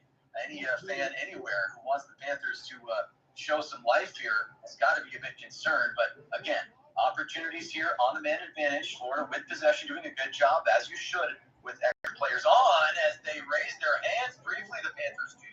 They thought they had a deflection there from Tkachuk. Again, that near boards pass, sort of shot pass from Barkov to Tkachuk has almost worked twice now, just in the last 30 seconds or so. There's a big bomb from outside the far circle that hits the body in front. Panthers, again, holding the zone, doing a great job here of just tiring out that penalty-killing unit for Vegas. Now the puck goes to Sam Bennett. Goes with a wrister. It bounces in front, and the rebound is shot wide. Good job right there. Again, Tkachuk tries to bat this puck out of the air. Sam Bennett, moving his feet, steps into the far corner, tries to keep possession for the Panthers. They cannot do so. And finally, Vegas will get the change. So their first PK unit gets to sit down on the bench for a breather. 35 seconds to go here in the Florida Panther power play.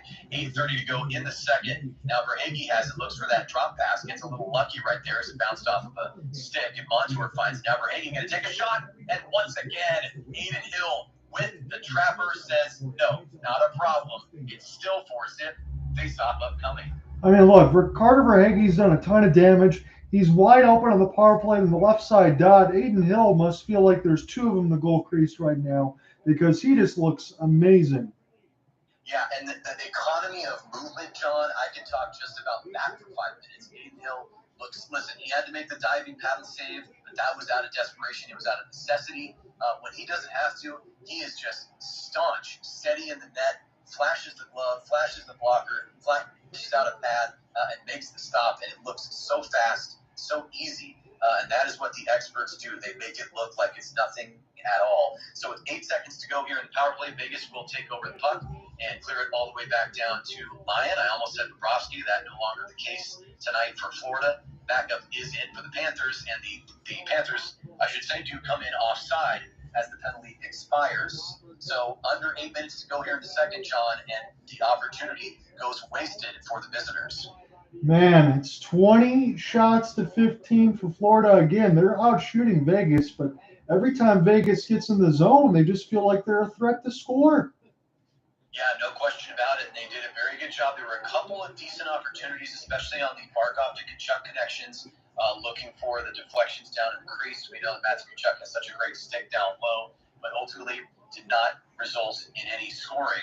So the Florida Panthers win that neutral zone faceoff. And here's Lomberg's line again. I got to take a look at those ice time stats. He has definitely had some chances tonight. Now the puck's kicked out in front. A couple of players going down. Lomberg battling for position in the blue paint. Panthers now at 5-on-5 doing a decent job of trying to cycle this puck. It's being battled for right there by Cousins, but he can't hold it in all that long, and then Staal's going to pick that thing up. It bounces around in the center ice logo, and players nearly come together, including Staal and one of the Knights. Couldn't get a number there. In fact, let's take a look, John. I think that was Carrier, actually. So both teams will go for G. We know, it looks like we're going to get a roughing call on Carrier of the Knights. Yes, we are. And I was surprised in between some of the stuff in front when Lomberg was getting worked over that there was no call there. That seemed to happen for about 25 seconds. But Florida, they get yet another power play, and I'm going to say it now. You have to score. Yeah, that is it, my friend, period. Now or never. Sam Reinhart is out there. I would love to see something from him. Barkov out there as well. It's going to be that first unit. They did good work. We see Sam Bennett. He throws that mouthpiece in. Got a bite down on it right now, as they say in the MMA world. And, of course, there have been some great moments in UFC history in this arena. In fact, at the T-Mobile in Vegas. So why not? Just chew down on that piece of rubber. Do what you have to do.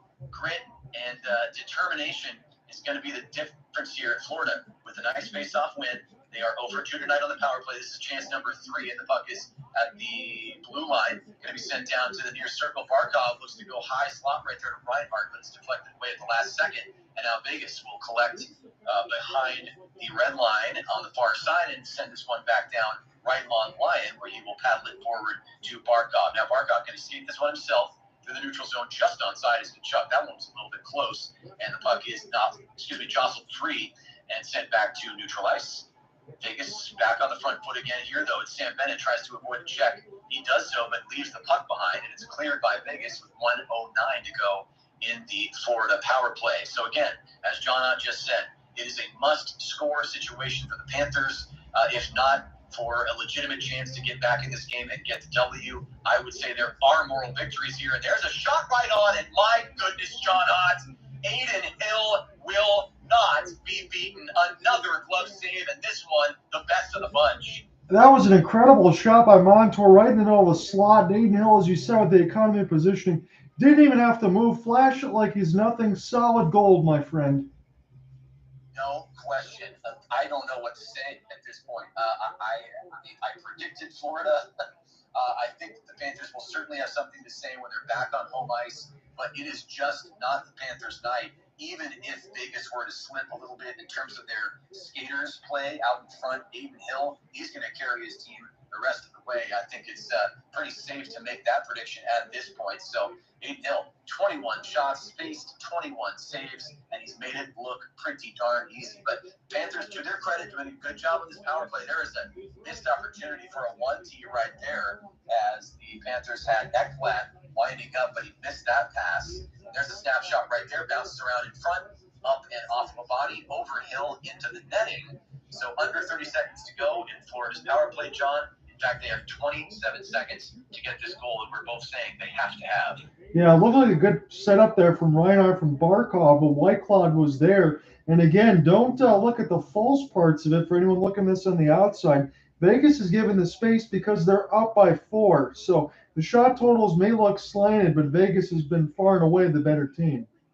Yeah, no question about it. And, of course, some of the shot total is a result of the fact that Vegas has taken a few penalties here. And I do think that when coaches get a chance, they will focus on that aspect of the game as one major area to clean up. The Panthers, hey, look, they're still good enough to get to this point in the season. They are near the top of the mountain, and you do not want to give a team that can beat the Boston Bruins and beat the Carolina Hurricanes the way that they did any extra chances on special teams. So speaking of which, 7 seconds to go here in the Panthers power play. It looks to run out here as Reinhart bounces for the puck, but it is jostled loose, picked up by the Knights, and the fans at T-Mobile cheer, and rightfully so. We're back in full strength. Vegas has not been bested at any point tonight, and certainly not on the power play. Now there's a shot from in between the tops of the circles, but it bounces off the chest of one of the Knights. And the Panthers, again, keeping more possession here, but I do get the sense, John, and we can talk more about this,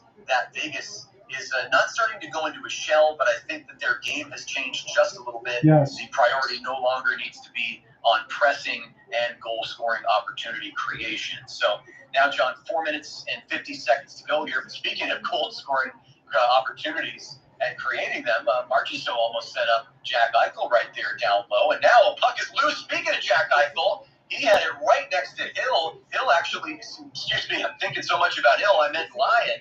Lyon had to paddle that thing away, and now here comes the Panthers the other way, barely onside. Boy, that looked like maybe an early entry for me, but now the Vegas Golden Knights are going to turn this thing right around. It's a 4-on-2, and a shot right on, and Lyon does a great job right there to stop. I think it was Houghton again, and Lyon has a little something to say to the shooter that just put one right on.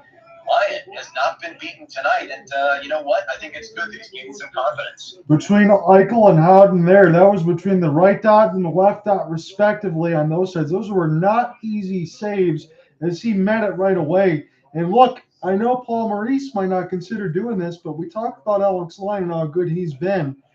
I wouldn't be opposed to if Lyon at least maybe finishes this out with 1 goal against or less, having him start in Game 3 and giving Bobrovsky a rest, because Alex Lyon has shown you the capability to be able to carry.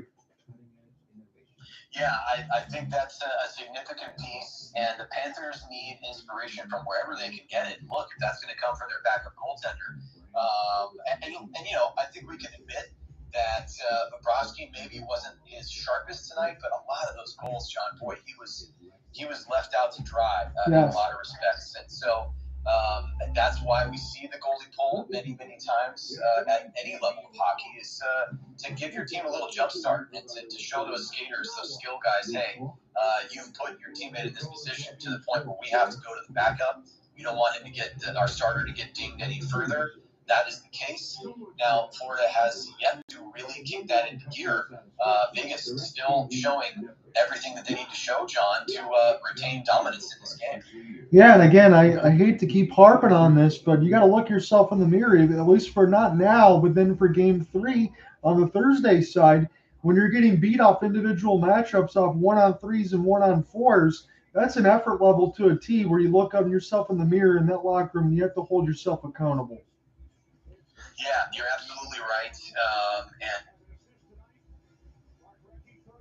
And I'm fascinated to see if Lyon can continue his level of play, because he has been asked to jump into action, and not just for shots way outside. It's not the Calgary Flames approach, just fire from the blue line, cross your fingers.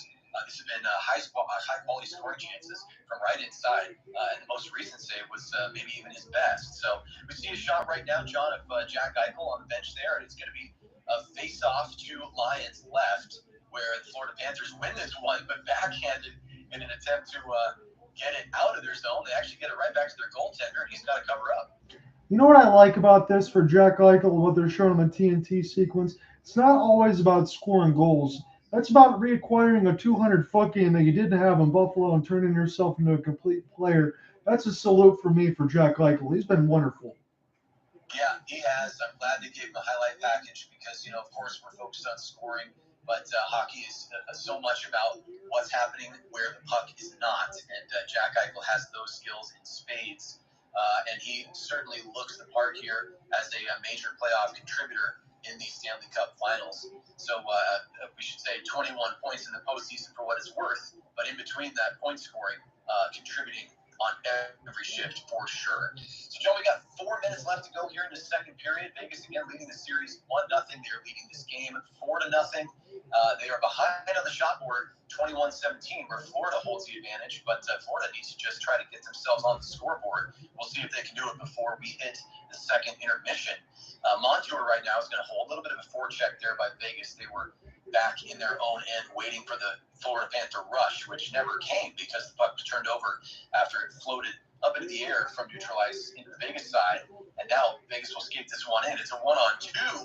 That shot goes wide on the blocker side of Lyon, and the Panthers will suffice to clear this one out. They bounce it off the boards near the penalty boxes where the Knights take over. Golden Knights now coming in on 3-on-3. They have it at the near half boards, battling for the puck right here. And coming away with it are the Florida Panthers. Good job right there just to possess the puck. Nice solid turnover creation right there. That one was created by Staal, so a little veteran leadership move right there. And boy, avoiding a hit, then ultimately getting a bit of a hip check. Trying to get a number there by the players' benches, but one of the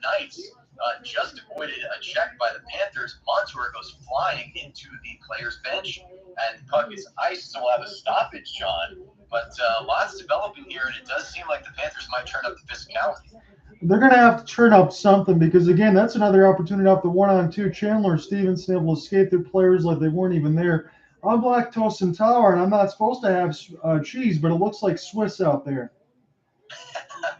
Well, we'll leave the cheese on the ice then. You stay away from it, my friend. We need you at full health because there's still a lot of hockey to cover here. So, yeah, stay away from the dairy or at least hit up some lactated for me, will you?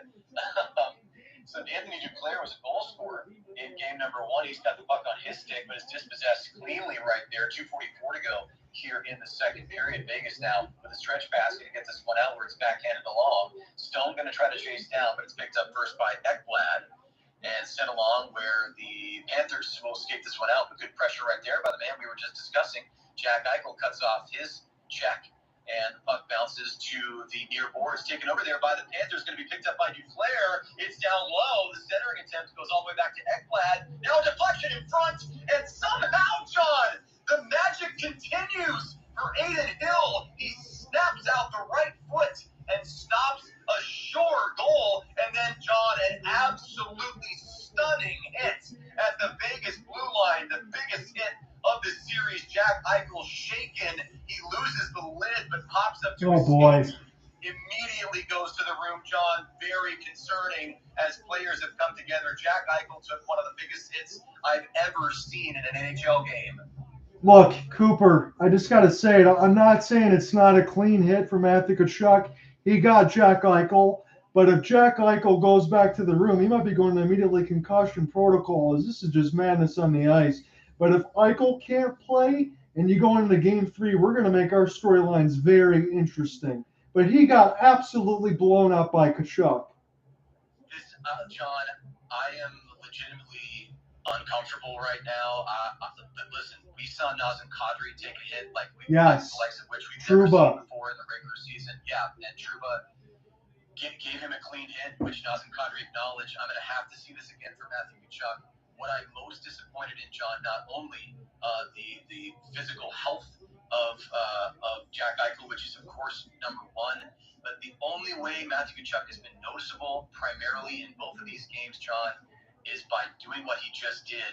And he sets up Jack Eichel, boy, and I think that's going to be a clean hit, John, from what I'm seeing. I want to get your thoughts on it right away before I start rambling too much, but it looks like the unfortunate situation was that Eichel was actually potentially falling before the hit was thrown. Is that what you're seeing as well? I'm seeing him fall, too, with his head down, yes. Very, very unfortunate timing. It would have been a clean hit. Matthew Tkachuk did not raise an elbow. He did not raise a fist. He did not target, but he does throw a hit while Jack Eichel is tipping his upper body forward. And that is a massive, massive collision. I don't know how else to describe it other than the fact that it was intensely violent. Jack Eichel was basically ragdolled by Matthew Tkachuk. The helmet goes flying, sliding many, many dozens of feet away, nearly to the wall, John, and Eichel had to instantly go to the room. Look, I'm not going to sit there and celebrate things like PK Subban. I know I didn't play in the league, but those guys get all up in arms about hits. I'm just hoping, honestly, that Jack Eichel's okay, because it's a very clean hit by Tkachuk, but that was a car crash that was brutal. Yes, it was. Brutal is the right term, and there was an incredibly exciting sequence right before that, and Aiden Hill certainly deserves to be celebrated for his continued brilliant play. The Panthers had their best opportunity of the night on the doorstep to make this at least 4-1, and he denied it with the toe of his right skate, I believe. We'll probably get a replay at some point. Obviously, Jack Eichel's health is much more important than that save or even the outcome of this game, which seems to be predetermined. John, tell me if you are getting anything additional here. I know I'm on the delay. It looks like the referees did have some comments, and we're going to see some penalties. I see Pietrangelo, Forsling, Tkachuk, and Barbashev at 17:56, and I see Tkachuk go into the room. Boy, and I don't have it in front of me. I'm sure we'll get details very, very soon, but could that be misconduct for Matthew Tkachuk, John? That would be tough, honestly, because the hit was clean. Yeah, I believe so as well. That's basically what I'm implying. I hope that it was not determined to be anything but clean. It looked to me like he set up the check completely legitimately, and the circumstances just in that flash of an instant made the check so much worse for Eichel, who again was falling forward. He may have at the last moment just seen Tkachuk streaking in and tried to maybe John even dive out of the way or relax his body to absorb the hit, but either way, it did not work in his favor. He was obviously hurt instantly, though able to leave on his own power. Well, we'll have to update everybody else, at least for Game 3 on this side, because I'm sure we're not going to see Jack back because Vegas is out in front by a large margin. Yeah, I think that that is a foregone conclusion. So that means that Dubas for the Panthers out after taking a hit in the first period. Now Jack Eichel almost certainly to be out for the remainder of this contest after taking one of the most violent hits I've ever seen in terms of open ice hitting.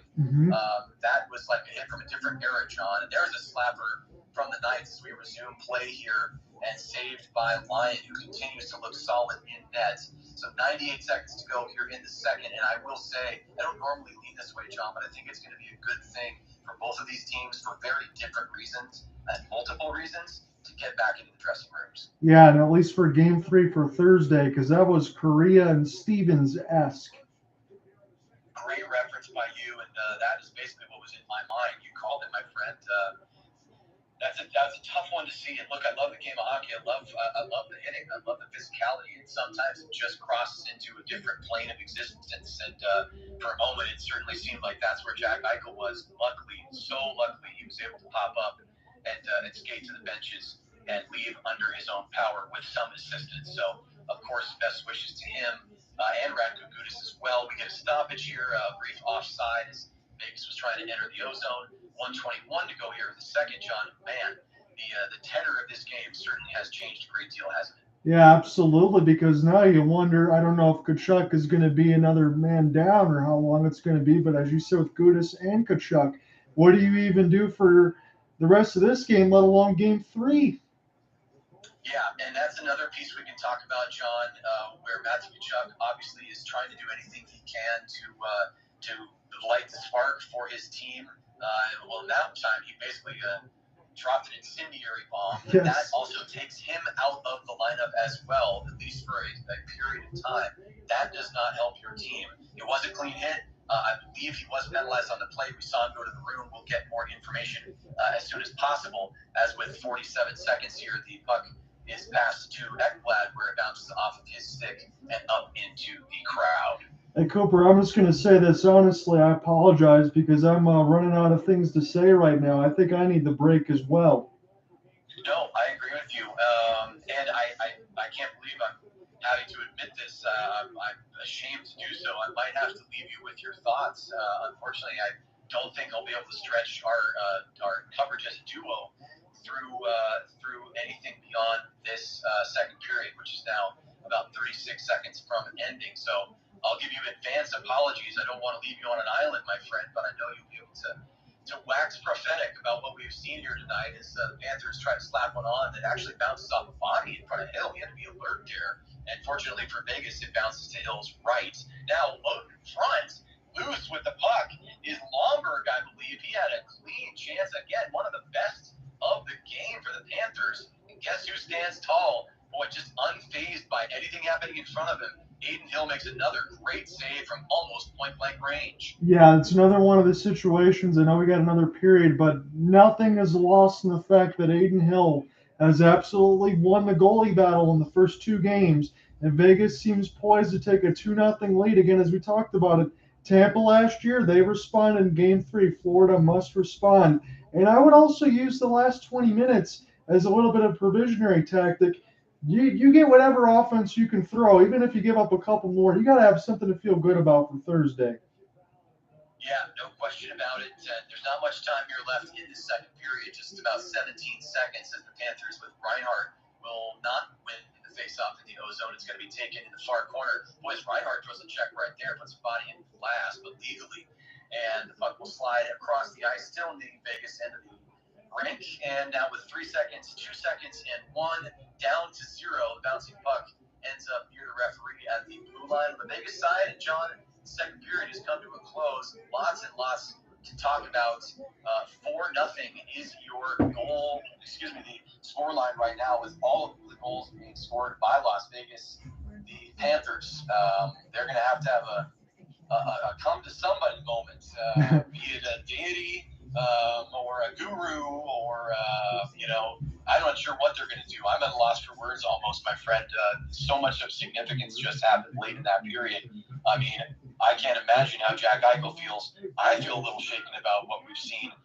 It has been a dominant performance by Las Vegas, and the Panthers have turned up the physicality as we knew they would, and it resulted in an absolutely massive moment and a brutal hit, as you put, near the blue line from Tkachuk to Eichel. Yeah, for anyone that is just joining us, it seems like Jack Eichel, I would imagine, concussion protocol immediately. Thankfully, he popped right back up with about 2 minutes left to go in the second period. It was a collision near the left side blue line, and as Cooper said, Eichel's already fallen down. It's a clean hit by Tkachuk. He gets a misconduct. Don't think we're going to see him. Barbashev got one as well. Don't think we will see him on that side. So what we do know, Vegas again, they have scored 7 straight goals in this series. They're up 4-0 after 2. This kind of feels like one team. I'm not saying Vegas is playing with their food, but they feel very confident about what's in front of them, and I don't see it changing. And if Game 3 doesn't show me a spark within the next 20 minutes, I told you I wouldn't be available for Game 4 because I have to go to my sister's fiance's wedding. I'll be sweating not being able to call a cup lifting in the way that this seems to be trending. Yeah, and I think we have to at least be on notice for a potential sweep here. I mean, anytime a team is going to take a 2-0 lead and do it this dominantly, John, it's certainly in the cards. It doesn't mean that would be the card that's drawn, but my goodness, Vegas has looked miles better than Florida tonight. You'd think that would not be the case. Florida played a decent game 1, and yeah, Vegas sure they pulled away in the third period. You take away the empty netter that made it 5-2. Okay, you ultimately get doubled up 4-2. Well, at this point, yeah, this is, as John just pointed out, 7 goals in a row for Vegas, and it doesn't show any signs of stopping other than them stopping themselves because they don't need to prioritize scoring. It's just wild, the situation that we find ourselves in, and we definitely have to sort out all the particulars with Barbashev, Tkachuk. Want to, of course, make sure that Jack Eichel is okay. We'll see about the availability of him and Radko Gudas on the other side for Florida. So many storylines here, John, but they all point to Vegas continuing to pull away with this thing. Yep, and Nick Waugh and even Brett Howden with the 2 goals in the second period. It was a pair of goals in the first, pair of goals in the second. These are just players that are beating multiple defenders on the Florida side and finishing them off with incredibly spectacular and pretty goals. Yes, it's the effort from Vegas, but I also need to see more attention to detail from Florida on that side to clean it up on defense because Aiden Hill, yes, he stopped 23 out of 23, and yes, he has made some spectacular saves, but again, he might be overshadowed in the fact that Vegas is just outplaying Florida at the highest marker. So this is something that I normally never do, but I have to do it now. As far as the second intermission, a long-term form of discussion, I'm going to go ahead and look at some tweets that I saw. They do this in the NBA side, but I have to do this from, and I'll give you a credit on the name, Mr. Stars fan Eric, but a long-form discussion. Here's his direct tweets about Vegas. Here's 3 of them for you. It must be nice to be a Vegas Golden Knights fan. They're the most spoiled franchise fan base in the NHL. Everything goes their way, and Gary Bettman loves his over-the-salary cap Vegas team. Yes, I'll have more to say about that in a minute. I don't understand how anyone that isn't a Vegas fan can find anything likable about them. He goes on to say, I'm not salty, but maybe I am a little bit. Seriously, I feel like most hockey fans agree. I just haven't found anything likable about the Golden Knights since their inception. Never cared for any of their players besides Fleury. Everything is annoying about them. And one more. Most of their fans don't care. I can't wait until their success is over, and the majority of the city will forget about the Knights. They're not a sports city like Dallas or some of the other markets, and they never will be. Yeah, John, listen, I saw one of those tweets and definitely had my own thoughts. Part of me, it's interesting. We've talked about this before. Yeah, lifelong Calgary Flames fan, but of course grew up in the city of Seattle. Happy to be sort of my very close secondary team now is the Kraken. This makes me think two schools of thought. One, there's a part of me that wants to agree outright. And, I've never loved the Vegas Golden Knights, but that's pretty obvious, right? They play in the Pacific Division, and they're a rival, offensively of the team that I care most about. And now the team that I care second most about. I think where this is coming from is a feeling that what Vegas has, which is early success, right? Early and frequent success. It's the feeling that we get sometimes, which is just the truth of being a human being in the world. Life isn't fair. And by that, I mean, that's a very broad statement. The early success that's been enjoyed by the team and their fans, it has not necessarily been earned over time. And that's what almost every other franchise, right, with Seattle excluded, has dealt with, is the ups and downs that you experience over time. And most of the time, it's down. You don't win the Stanley Cup every year. You don't get to go to the conference final every year. You don't even make the playoffs every year. You might not go to the playoffs for a long, long time, for many years. But in the short window that Vegas has existed, the opposite has been true. And I think that's tough for some people to come to terms with. And it's easy. Everyone loves a winner. The cliche exists for a reason. The fan base has really been treated to something almost unprecedented in the history of professional sports. This level of success, having it be sustained for this way over the course of more than half a decade, that's really rare. And I don't think a lot of people love it, John. So here's the thing for me, because I'm going to acknowledge all your points and say that you're correct in your assessment, but I want to say this in a direct question to those comments. You might not like everything that was seemingly given, but did you expect the same success and everything else that they had in year one? You still got to be able to draft the players in the system in front of you, get a coaching staff, and make the success your own. Let's say if there's other GMs out there, would you have selected the same players that Vegas did and be able to bring all that stuff together? I don't think they would. I'm going to go ahead and take this a step further. Look, I understand this might be a spoiled franchise as far as me with the Detroit Red Wings, but I'll say this to you. Success is a cyclical thing. All these all-in push-ins are going to set the team back faster than Seattle, because Seattle's on the front foot.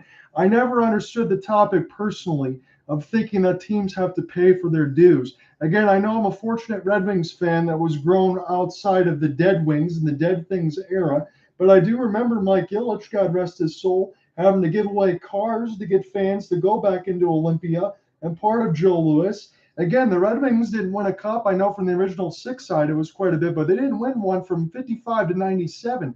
That's 42 years. They almost thought about trading their captain, Steve Yzerman, to Ottawa, and also it was said that you couldn't win with a player like that. But now you have the Red Wings on the side. They haven't won since 2008. I understand even 99 for a Stars fans like him.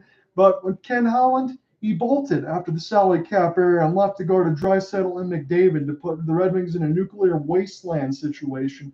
So you never hear Cooper and I complain about our own teams on that side of it, because that's what sports is all about. It's cyclical. The only thing I would ever get upset about is having a GM and stuff like that that doesn't understand and doesn't value success and try to win. That's what makes me angry, not things like Vegas. Yeah, John, no, I think your comments are well taken. You and I definitely are of the same mind in this regard. And I think a really good piece that you pointed out is the fact that, this doesn't happen by magic. These GMs are tasked with massive choices, building a franchise from the ground up. And that's a big piece of it as well. This could have just as easily gone the other way for Vegas. They could have been what you would consider a typical expansion franchise and sort of been irrelevant cannon fodder for however many years. It just happens to be the complete opposite side of the coin. But that's a credit to the front office. It's credit to the coaches that have been there to lead these players and the players themselves. And that small core that still remains there, that carries that. We talked about this with Gerard Gallant, and potentially becomes the head coach of the Flames. Having an identity that you carry, that's a piece of it too. You can't just expect every franchise to have to quote unquote earn it because your favorite team did too. Right. Points well taken, especially about the Red Wings side as well. Even I remember the glorious times. We all think of the Red Wings as, one of the top franchises in NHL history, which they are. But every franchise has down times. It will come for the Knights. They will have bitter pills to swallow. It's just not right now. Right now, they look like the odds-on favorite at minimum to be the Stanley Cup champion this very year. And I want to say this quickly before I talk about the coach stuff. Well, I have Cooper in here, but for Nashville, they've gone through some of the same stuff, and boy, they've turned themselves into a pretty good franchise. And yes, they've made a Stanley Cup final, though they haven't won. But is it really good if you're Gary Bettman on that side to have a situation like even in Columbus? Look at Arizona. They've had to share some of the same building there with the Phoenix Suns back in the 90s side. And the reason why they can never get anything going, not because they haven't had owners who are passionate, they don't even have a freaking building. Yeah, no, you're absolutely right. There are lots of areas to point out that I think would put into question or call into question some of the tone of those tweets that are judging the Knights. And again, listen, personally, am I ever going to be a huge fan? No. Did I pick the Florida Panthers in 6 because part of me kind of hopes that's going to be true just as a fan? Yeah, I can be honest about that. But that, I don't want to obscure it. But you know what? The way Vegas is playing, and if they, listen, we want to talk about earning it. If they earn it, which they certainly are through the first 5 periods of this series, then they earn it. It doesn't matter how long they've been around. They are part of this great game. They're in the same mix as every other team, and they are now very, very close to coming out on top. And I find that completely legitimate. That's just me. Me too, on that side. And again, it's just no superhuman fan of anything, but I'm neutral about a lot of the stuff, and I have a healthy respect for anyone that tries to pull on the same rope and win the Stanley Cup, just like all these 32 teams are trying to do. Now, I'm going to get into something that's a little bit sour on my side, I'll admit. And it's not just because of a rival of Ohio between Michigan, but the Columbus Blue Jackets. They hired one Mike Babcock, right? And we know he won the Cup with J.S. Jaguar, Ryan Getzlaf, and Corey Perry in Anaheim. You won the Cup with the Detroit Red Wings when you had the leaders like Nick Lidstrom, Henrik Zetterberg, and Pavel Datsyuk. I remember those situations quite well. But I also remember a couple other situations, and one of them involved the Red Wings, if you remember the mule, Johan Franzen. He went nuts against one of the series against the Colorado Avalanche and scored about 10 goals in the series. Red Wings went on to win the Cup in 2008, but times like that, he lost some games. So Franzen, unfortunately, he took a few too many hits. And he was pressured by Mike Babcock more so than Mike Ilitch to get your butt out up there and go play. I'm not going to curse, but get out there and go play and suck it up. Well, you know what happened? It turned into one of those 90s commercials, and I'll use the analogy because I remember them well. If you remember Naomi Campbell, Neve Campbell, this is your brain on drugs and throwing the egg. That's what it turned his brain into with all the CTE things. That wasn't pleasant. You go over to Toronto on that side when you have the very young core of the core 4 on that side. You get Willie Nylander, some comments in the room. Babcock lets all that stuff surface, pretty much kills the kid's confidence on that side. And not more of a coach killer like John Tortorella, but not much less on that side. You want to bring him into Columbus, and I get it. You got Johnny Gaudreau. You got a top 4 pick on this side. You're hungry for success because Columbus has never been relevant as soon as they stepped on the ice. When you're bringing in someone like Mike Babcock, they'll get you in a situation where your team's going to get better. But in the long term, do you really want all the other narratives following along on that side? There's a reason why it didn't come out in Detroit, because when you have guys like Datsyuk, Zetterberg, Lidstrom, Chelios, they're professional enough to keep things in the locker room despite how much of a bitter pill it can be to play with coaches like that. But I think Columbus made the absolute boneheaded move that they can make. And even he was relegated to the college side because there was a lot of controversy that followed Mike Babcock. I hated the decision, and I think that they're going to regret it big time. Yeah, boy, John, there's not much more I can say. You really summed it up. Again, as is often the case, you and I have similar mindsets about this. And I'm gonna reference something that's near and dear to my heart, which is, of course, the time of Johnny Gaudreau in Calgary, and he chooses to exit. And I think it's no secret that part of that choice is, not even majority, but just part of that choice is not wanting to come back and play for a coach like Daryl Sutter. Now, Mike Babcock, Daryl Sutter, certainly not the same person, not the same coach with the exact same style, but I am getting the bells are ringing that there could be a similar situation where on paper, the owners, the folks making the hiring decisions think to themselves, okay, we want somebody with a winning pedigree. Okay, we look at a Daryl Sutter. Okay, serious. He's maybe a little harsh on his players, but he gets the best out of them. And look, he's got his name on the Stanley Cup multiple times. Well, that sounds very similar to the man you just described, John. Okay, yep, this guy takes the game seriously. All right, he's a little harsh on his players, but you know what? They can handle it. They're professionals. That's what we pay him for. And he's got his name on the cup a couple of times. Look out. All I'm saying is look out. Even if there's not some meltdown in the first year, John, how long did the second tenure of Daryl Sutter last in Calgary? Just a handful of years. And it ended pretty unceremoniously. I would expect something similar moving forward in Columbus. Again, I'm not trying to sit there and spew hate and everything else, but I've known what happened from the Red Wings side. We've seen it in Toronto. And I understand some people go out there and call some of these players soft. You're in hockey. These players are not soft. And there's talking about mentalities. And everything is different for a lot of these other players. When you put yourself through the ringer, it's not just about going back home into your family. It's about being on the ice, being in your day-to-day, having your self-confidence, having everything else. Your coach is supposed to make you better. But your coach is always supposed to empower you, not take everything else away from you like he can against some players. I know Mike Babcock's a winner. I know his winning percentage is great. And as you said, he has his name on the cup multiple times. But you can only drive that so far down the road before it blows up in your face. And for a team like Columbus, I know they dealt with a lot of injuries, but I still feel like, even though last year we expected them with Gaudreau to maybe make a playoff push, they're probably even farther away than I realize. You might want to start with someone that's going to be able to have a longer tenure. Yeah, I agree. You really said it all. I don't want to add anything because I don't think there's much more to add. You did a great job summarizing that, and I agree with you fundamentally. And look, yeah, these guys get paid a lot, so I don't necessarily feel bad, air quotes, I don't feel bad for Johnny Gaudreau or the players, but I do have concerns about if they will be encouraged to be themselves, encouraged to reach their full potential in a way that works for them, or if they'll be forced into some, kind of a box or system that may or may not get the most out of the Blue Jackets roster. So obviously there's a lot to be determined, and the outlook right now, I would say, is, if not outright grim, John, it certainly doesn't put a smile on my face.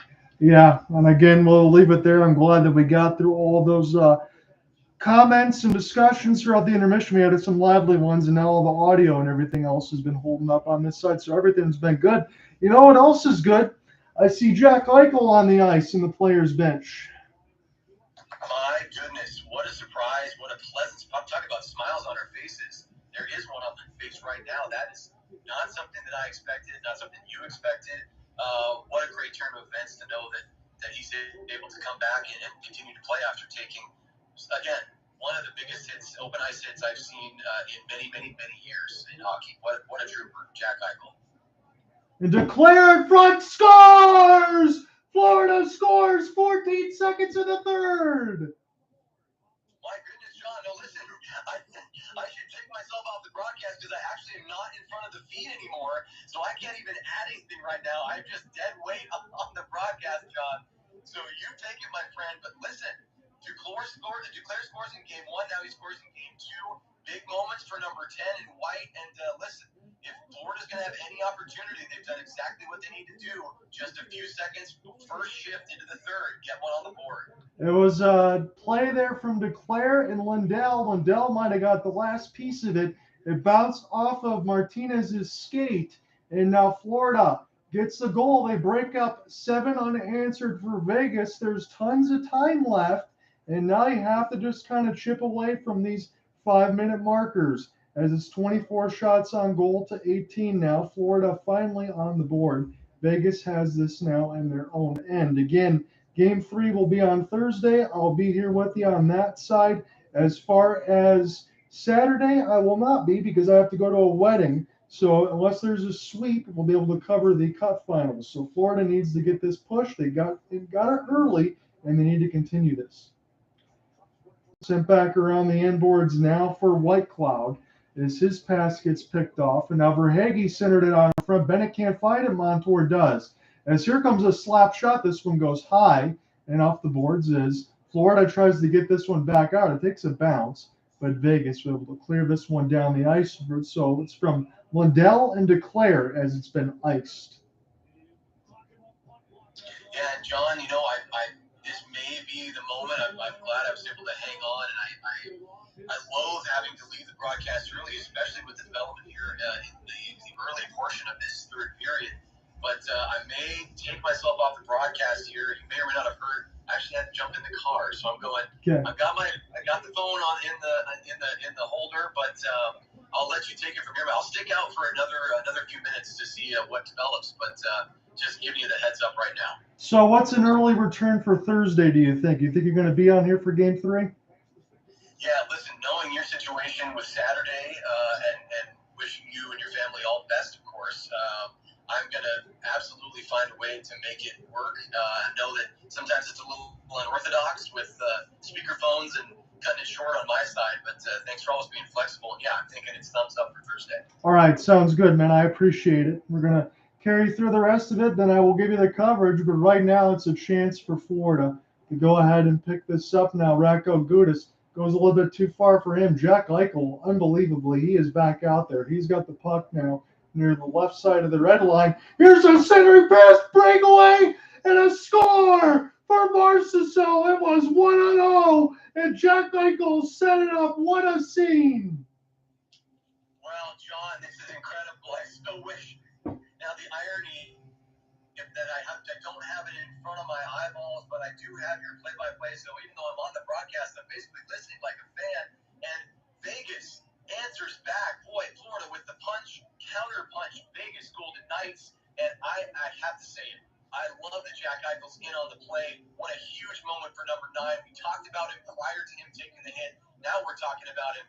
About getting on the score sheet, making a difference in so many ways for his team. The 4-goal cushion is restored.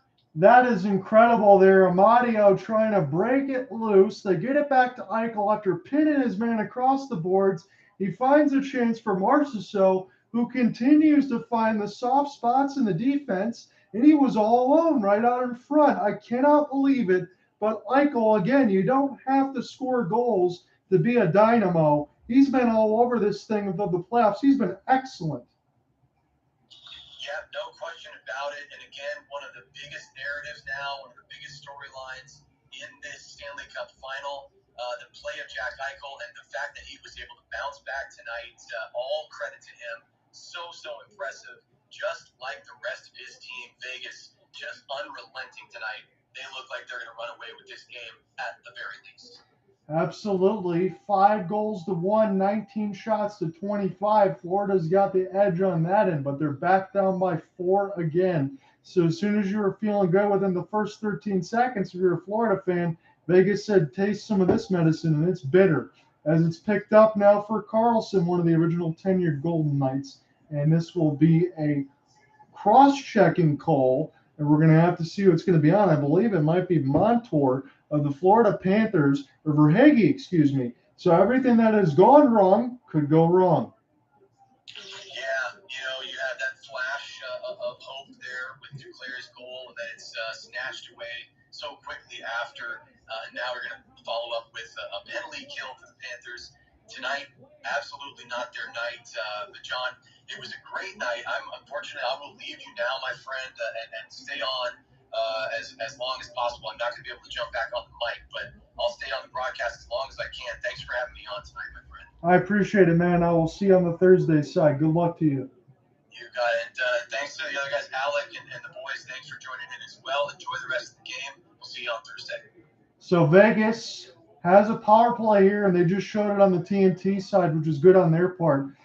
The goal that was just scored, Florida only had 4 players on the ice, so not only are they getting beat man to a man on that side, they don't even have enough personnel on the ice to be able to stop goals against them as this puck gets iced. So 141 left to go in the Vegas power play. Shots on goal read 25-19. Third period's got 16:39 left as we get the TNT feed. Again, I appreciate you, Prince, Ian, and Alec on this side as we're going to get set to finish this off.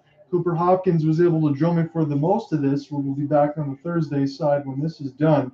But I will have the feeling in my stomach. I was hoping not for a sweep because I won't be here for Saturday, but who knows on this side. So Theodore, his pass is broken up as it's sent back down, and Aiden Hill will get a chance to touch. And what a luxury for Aiden Hill on this side, because again, he's been quite a story, but he's also got the balloon of offense out in front of him as Stone's pass gets picked off. This is going to fall to Chandler Stephenson.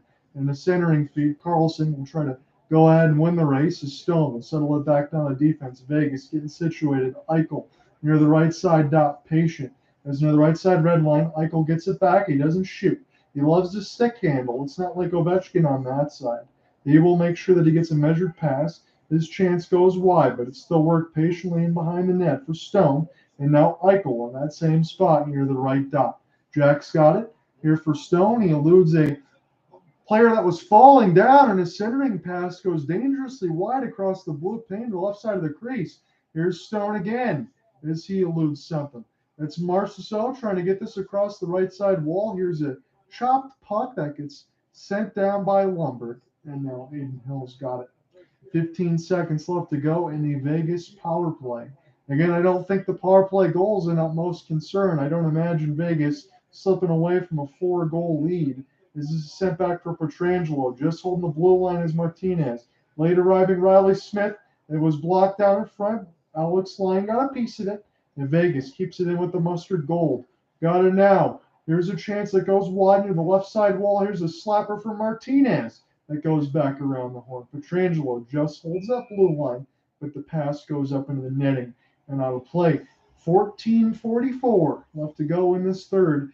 If you're a fan at T-Mobile Arena, you're already feeling very good about yourself. You knew that Vegas, you would imagine, and Cooper and I did talk about this, for everything good that Florida has done. Again, if they were in the West, they wouldn't even be in the playoffs right now. But Vegas, even though they won the West and they've been consistently one of the best teams in the league, it's probably fair to say that they've been running under the radar a little bit, wouldn't you think? And now they get a chance to possibly take a 2-0 series lead, and with every second that continues to pass, looks more and more likely.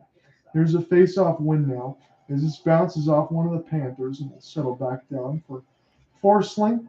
Puck hits Waugh in the face up toward his visor, but he looks no worse for wear. But this is in the defensive end as Montour will send it across, and here's a wrist shot that goes way wide off the right side of the glass. Florida able to keep it in, and Montour shoots it nowhere close. Not even intentionally wide. I can't even fathom that. As this is picked up off the chip, Vegas gets this out of the defensive zone.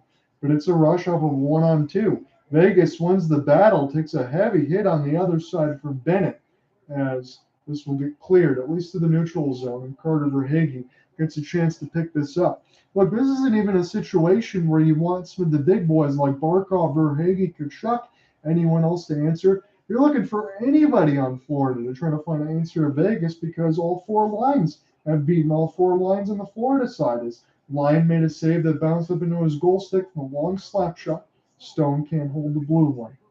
And now Vegas will get a chance to recollect it with Theodore and pick it back up off the backhand. We'll try to race it across the blue line side, and this gets picked off. And now here's an opportunity for Anthony Duclair. Blows a tire, throws a pass out in front. Here comes a slap shot off the rebound, but this goes way wide and all the way back down the ice. So Bobrovsky will settle it down. It'll be an opportunity for Casey Fitzgerald now. Again, he's going to play even more time because Dubas, he's just not been able to return into action. As this is flipped in off the backhand, Riley Smith tried to get a piece of it, but he will get it now. For a second effort, a beautiful play there for Vegas as they'll get this from Marchessault. Boy, has he been good. Not even with a couple of goals, he had a couple of stick chops there just to keep it in the zone. Eichel will spin. Marchessault feeds it out in front. First to get to it is Eichel. Full stick drag near the blue line side. Here's Martinez. Back to Jack in the middle of a slot. And a great glove save by Alex Lyon. Tracked it the whole way. I know Eichel shook his head a little bit because he wants to get a goal. but he's getting assists and points all the way across the board. We're going to take a commercial break right now as they're playing Little John. I know he's a fan of the Vegas Golden Knights, and they're throwing shots out there. But, I mean, come on. It's a party in Vegas right now. And all the shots that we're seeing on the ice as far as what they're showing on the TNT packages, a lot of punches to the head and heavy hits. Florida might be winning those battles, but they're losing the scoring battles. You go to break 5-1. So I'm going to not close the recorder here, but I'm going to go ahead and just type in a couple of goals and some notes while I got you guys on here on this side. So stick with me. I'll be back as far as the official action in another minute. I just want to make sure that I start getting some of these notes in there that I don't miss. So there was a lot to talk about, and if you're a Vegas Golden Knights fan, it's pretty much all on one side. Jonathan Marchessault, he got the second goal. Let me see if I do this correctly here. So Jonathan Marchessault opened the scoring at 7:05. His 11th on the power play from Stephenson and Eichel. Then it was Alec Martinez from Barbashev and Marchessault, 2-0 Vegas after one.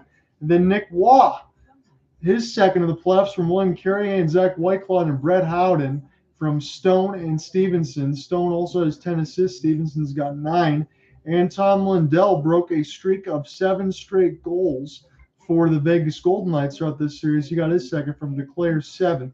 And then Marchessault one more time with his 12th with Eichel's 16th assist of the game. That was truly spectacular on that end because we didn't even know if Jonathan or if Jack Eichel, would return to this game from the Tkachuk hit. Not only did he return, he immediately made a mark on the scoring sheet yet again. Here's something that we don't often talk about, but I feel like at least Cooper and I have brought this up enough of it. As far as Adin Hill, 25 out of 26 for a .962 save percentage. Big Bob was pulled. He stopped 9 out of 13. His night was done after that at .692. Alex Lyons stopped 8 out of 9 for an .889. So we'll get back into the official play-by-play right now. This is sent back around now, and this is recollected by Florida in their own end, and Staal will get a piece of it. Again, Paul Maurice has had to mix up a little bit of his lines there because of an injury issue for Casey Fitzgerald. Another chance goes just for Stone, and it was stopped by a piece of Alex Lyons' right side of his pads. That could have been 6-1. Here's a fluttering pass. Vegas will pick it up. Carlson's got near the right side dot. He'll spin, get around the Florida defense. Couple of stick drags there. Ekblad trying to make something happen. Here's a fake the slap for Martinez, and now Riley Smith. He'll spin, keep it alive. Windmill move, and now it's finally picked up by Staal before this is put in across the red line. Adin Hill will get a stick on it as this Alex Pietrangelo coughs it up. Here's a short side chance, but Adin Hill will get his blocker on. In Vegas, now with Nick Waugh, will gain the entry the other way. Shovel pass near the left side dot will get picked off, and Florida has to get back near the right side red line and recollect.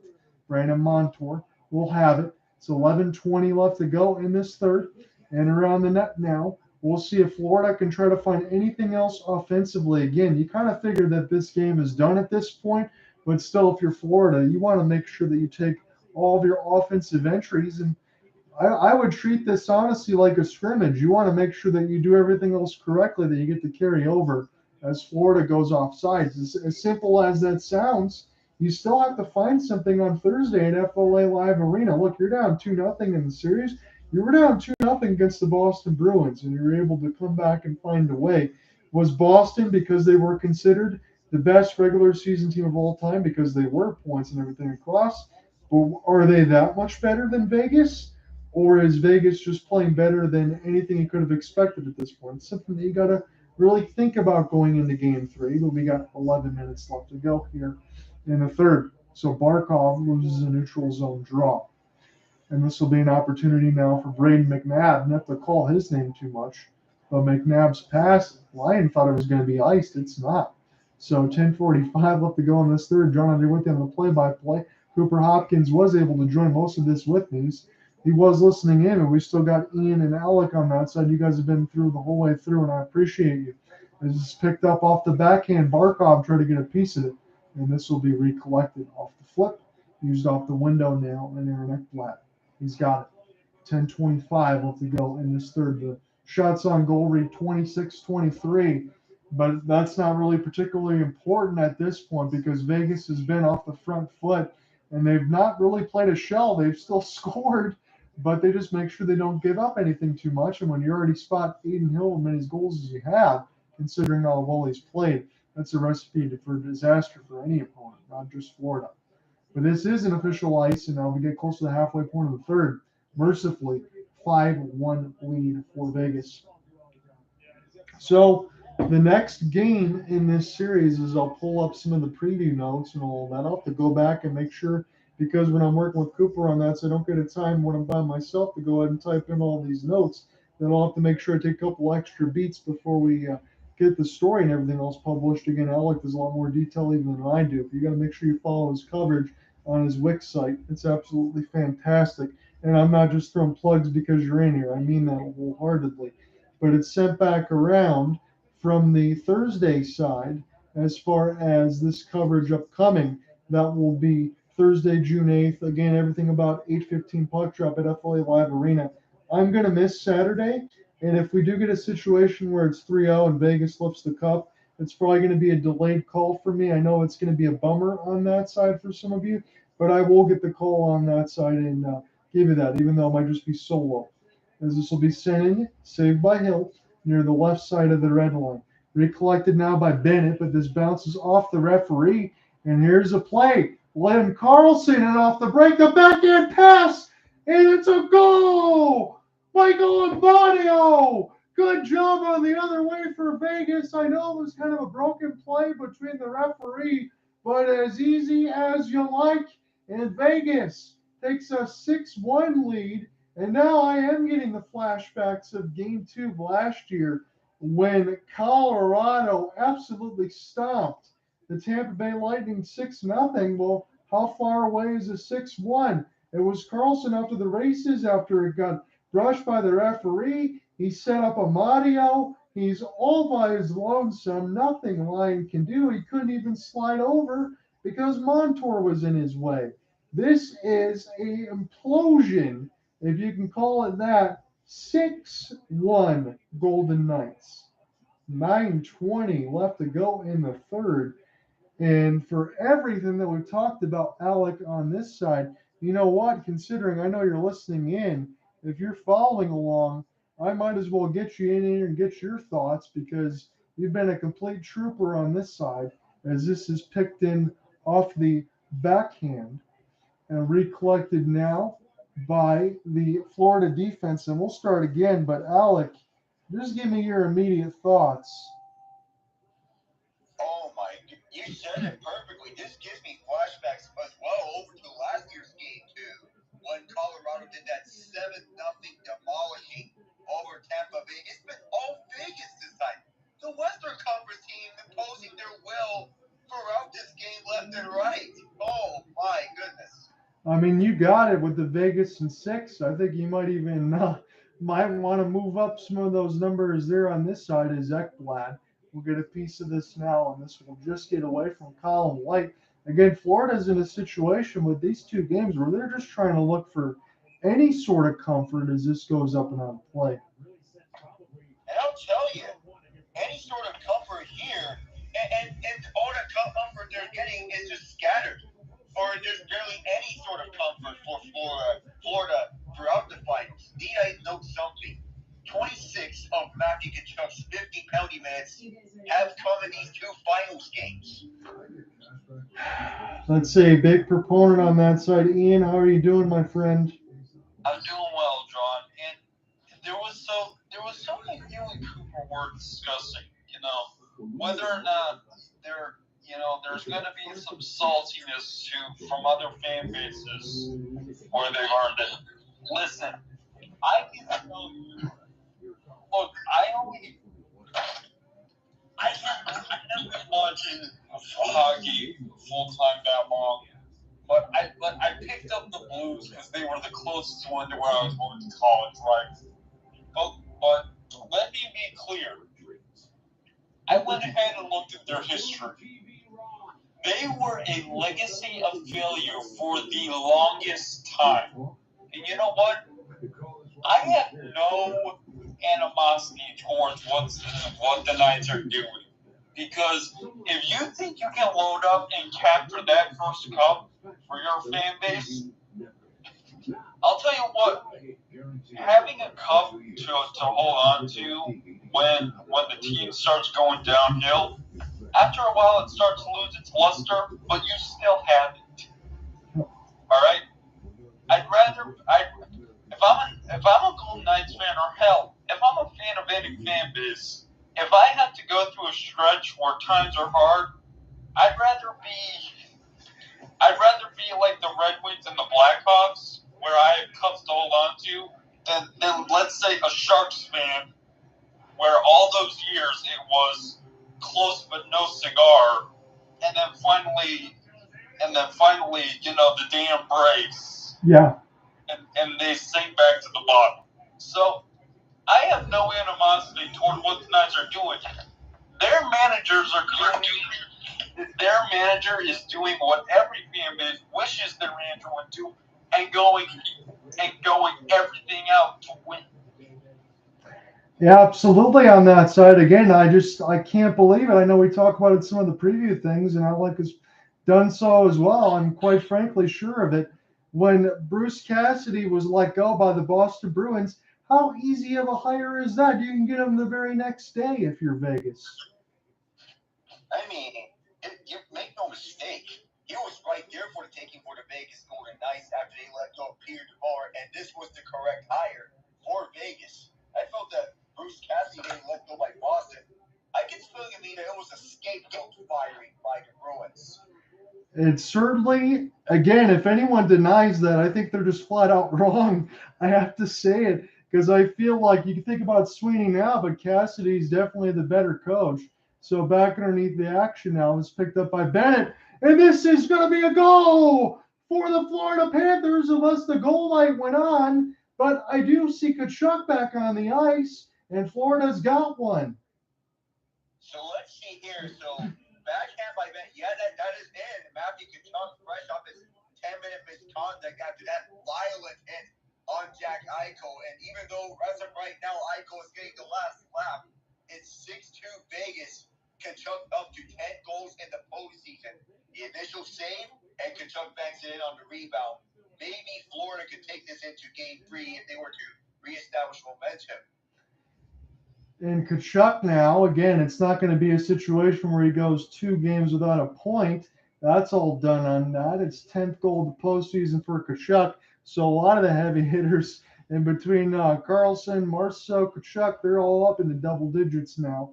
So again, as you said, Alec, on that side, it's 6-2. Florida's going to try to find something to feel good about. They're within 4 now on the deficit. It's still likely done, but let's see if they can get another one here relatively quickly in the next couple of minutes. As this is picked up again, if you're Vegas, you're willing to concede something. And if you're Aiden Hill, again, this doesn't take away anything that you've been doing so far. Do you think it's unfair of me to give Aiden Hill some low-key Conn Smythe considerations, or do you think I'm out to lunch on that?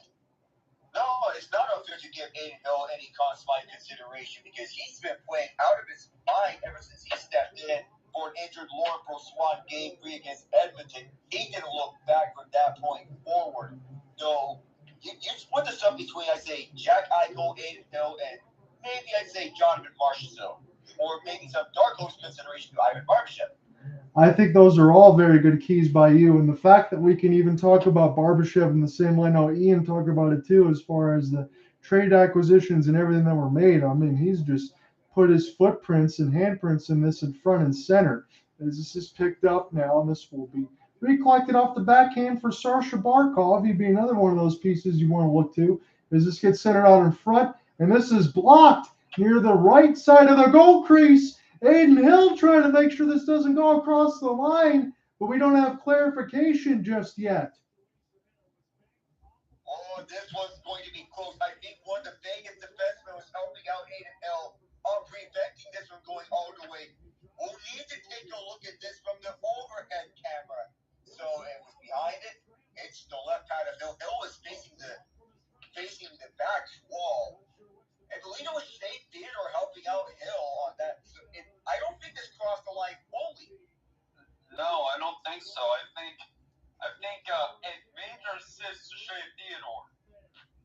Holy cow, Shea Theodore, you guys called it there. Right on the doorstep. Good look on the overhead cam. Just got that before it went across the red line.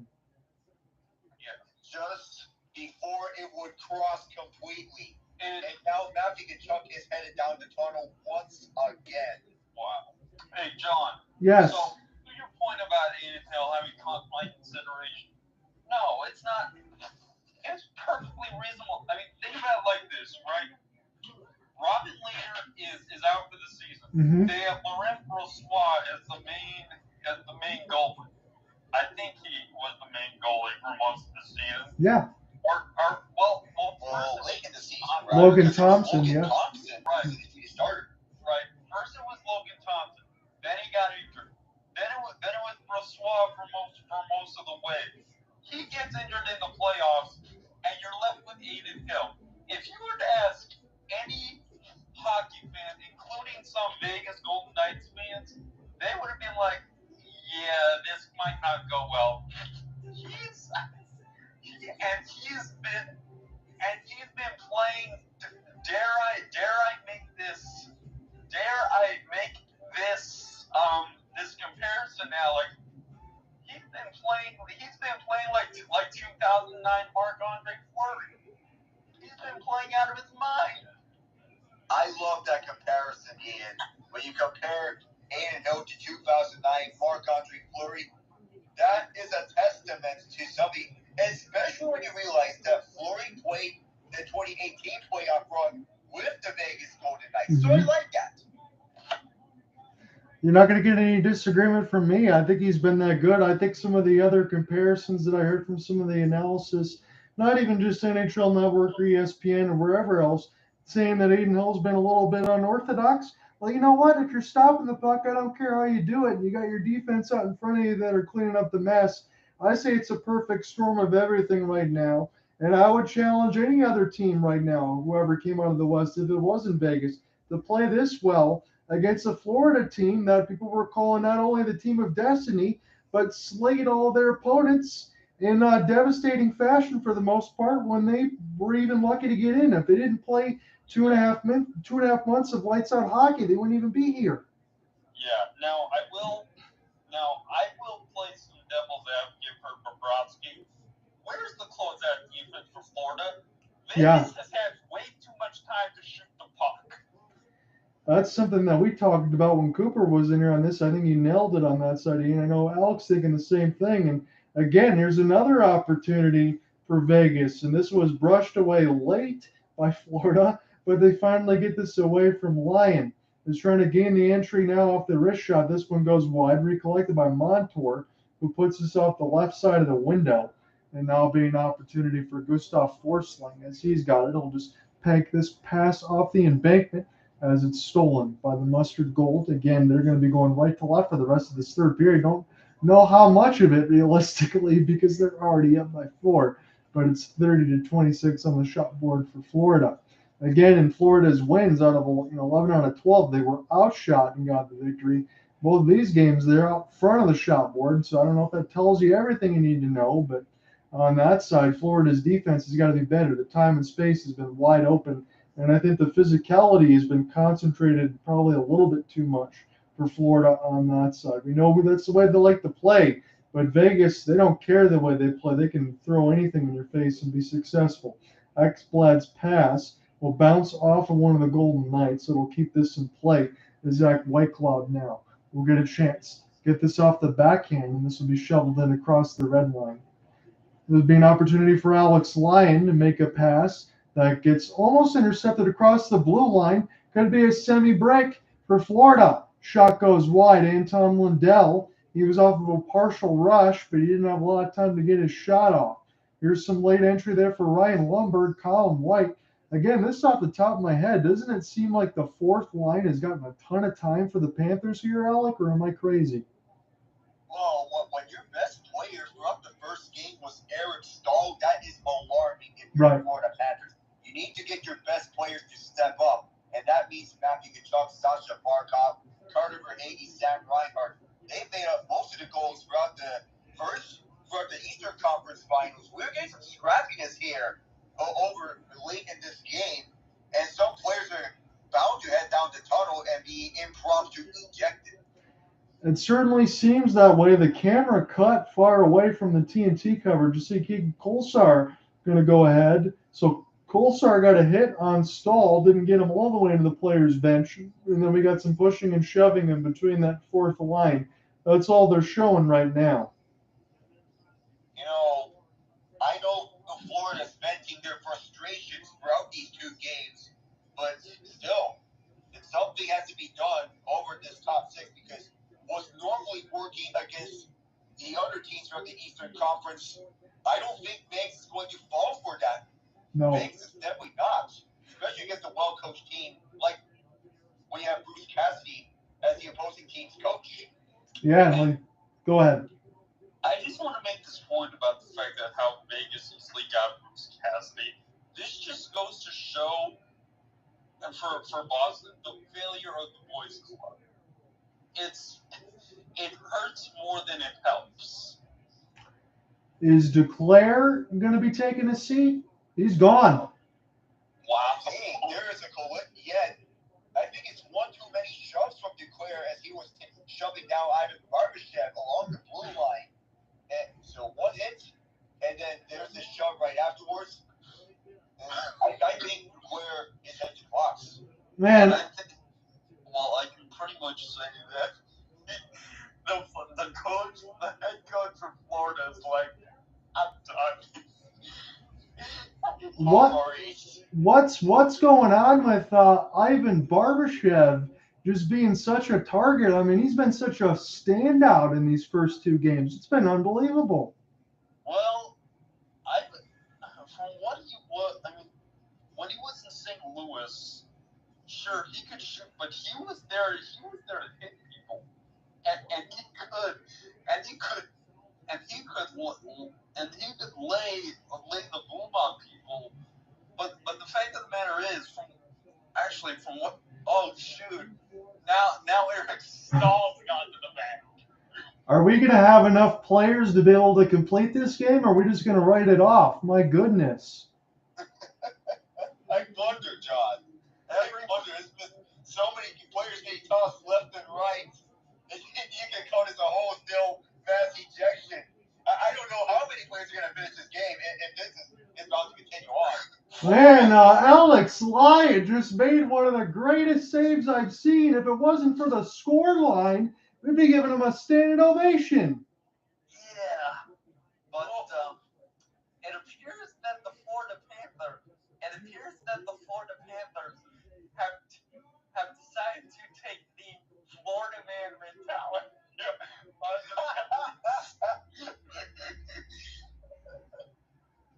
This is beyond ugly on some of that stuff. We'll have to key in on that part of it once this recorder is done, because I want to know what you guys are talking about. As this is sent in now in Vegas, we'll get a chance off the power play. It's not like they need any more, but again, I think Alex Lyon probably asserted himself pretty well, all things considered. I don't know if there's going to be a goaltending controversy going into Game 3. Again, I don't think there would be one between Bobrovsky and Lyon. Both of them are capable. The only thing Florida needs to make an adjustment on is not only defense, but their offense has to be found a hell of a lot more than it is right now. 6-2 is the scoreline. 2:30 left to go in this third. You got a minute left to go in the Vegas power play. There's going to be so many other notes as far as this game story. I feel like I'm going to be up for a while as this is sent back all the way down across the ice. Aiden Hill will touch it with the stick as it's ripped back around by Pietrangelo. And now Florida will try to get to it, but now Vegas. It's a 2-on-2, a late arriving 3-on-2. This is going to be a goal for Vegas again. It's shooting practice, 7-2. Touchdown and the extra point. Brett Allen with the goal. That's another point to this, John. Why I think Vegas, not only will Vegas win, but why I'm now thinking Vegas will perform the sweep. Look at what their depth pieces have done. Forget Marchessault's like the 12 or 13 playoff goals for a second. Look at what their depth has done throughout these playoffs. Not even just these two games. and even just these 2 games. Brent Howden, I don't know, I don't remember Kolasar got one, but Zach Whitecloud Amadio. shot. Mm-hmm. Game 1, Amadio, Alec Martinez. Yep. They're all getting some. They're all getting a piece. And that's why we profiled all that stuff. I know Alex done this to coverage, and honestly, Alec, I hope that when I do some of these things, I don't step on your toes. If you wanted to cover the Cup Finals, because again, you're free to do whatever you want on that side. But I feel like Game 4, again, I'm not going to be here for that side. I think you and Ian will be calling a Stanley Cup lift, as far as I'm concerned right now, from what I'm seeing. That depends on how my voice feels right after the Champions League final, which I'll be covering earlier that day. So maybe would I be wanting to get in touch with Cooper on that one as well, and have him do the play-by-play as if my voice feels not feeling like doing the play-by-play by that time. In that sense, I'll have to make sure on that side. I would at least even record that side so I can at least upload it, because I know you guys are going to be doing a great job. I don't ever want to take away from anything that you're doing on that side, because I know we're all friends and we all appreciate all this stuff. But I would just feel bad if I couldn't do it. But right now, who's feeling bad is Florida Panthers. They're getting pasted, and now we're getting some more physicality. Well, game is basically all but over. 1:19 to go, and Vegas with a touchdown, the extra point, just like Colorado did last year. Well, funnily enough, both Colorado and Vegas have a very, very similar goal horn. Isn't that ironic? The way that all this is working, the way that all this is going right now with Game 2, at least in the part of the Open, I mentioned this because I know that you covered all of it yesterday.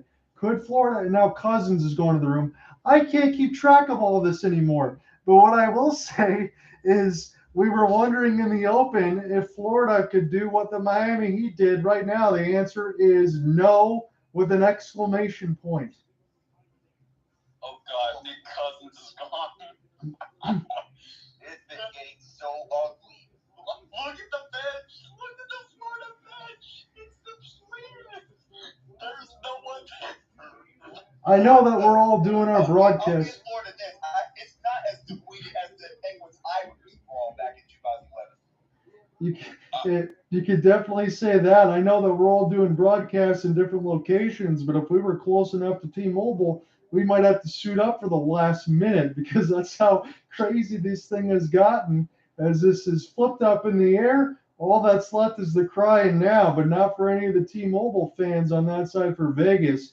They're going to take a commanding 2-0 series lead, and as this is sent back around the horn, again, we will give the definitive call, and then I have to ask a question to Alec and Ian on this side and just give their thoughts in real time. That's why we're doing this broadcast, but I will take the final 35 seconds here. So this is recollected now for Vegas. This will be an opportunity for Pietrangelo, Martinez. The towels continue to wave. It's going to essentially be a game of keep away at this point, and everybody's going to be happy about it, as it's going to be a 2-0 series lead for Vegas. And if we're being honest with ourselves, we've known it for some time, maybe even since the first period. That's kind of the way that it's gone right now. As a long shot, saved by Aiden Hill. He's going to touch it. Montour wants a piece of somebody, and they're going to blow the play dead with 7 seconds left. Again, another late camera cut, but we can let each other know what we see. Montour now, Bennett, Howden, everybody trying to get in the mix of it with Verhaeghe. Again, this is all Florida can do, because they're not pushing Vegas around at all. No. Oh, by the way, I just wanted to bring your attention to something, gentlemen. They just posted the TNT feed. They posted a stat where Vegas has 12 goals for the first 2 games of the series. That is tied for the most goals in the first 2 games of a final series. It didn't say with who. They're continuing to add to their postseason lore. I know it's only been 6 years for Vegas, but they've put themselves 2 wins away from lifting a Stanley Cup. And again, they've doubled their win total from 2018 in the finals. It's just amazing how a team can be so successful in just 6 years of existence. 5 or 6 times making the postseason, and 2 Stanley Cup Finals runs to add to that. 4 times they reached the conference finals, and now they're making their deepest run yet, getting closer to Lord Stanley's finest hardware. I'm jealous of this Vegas franchise. I'm very jealous.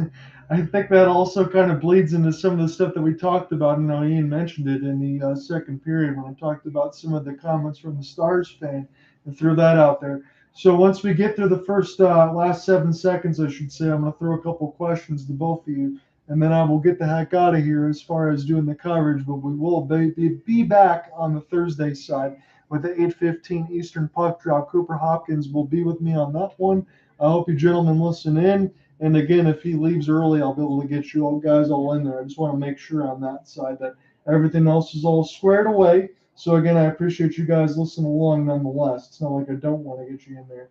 As it's sent back around now, 2 seconds down to 1. And the Vegas Golden Knights, they've taken a commanding 2-0 lead in the series of the Stanley Cup Finals, and the Florida Panthers have to go back to Florida with their tails between their legs. Well, this is very different from what we saw from the Miami Heat evening the series against the Denver Nuggets, because when we're thinking that Florida would come out with a fight, it's just falling right flat. I don't know what to think of this, because, man, a touchdown and an extra point for the second straight Game 2 of a finals by a Western Conference team. The Colorado Avalanche last year and the Vegas Golden Knights this year. This was a complete effort by Vegas, left and right.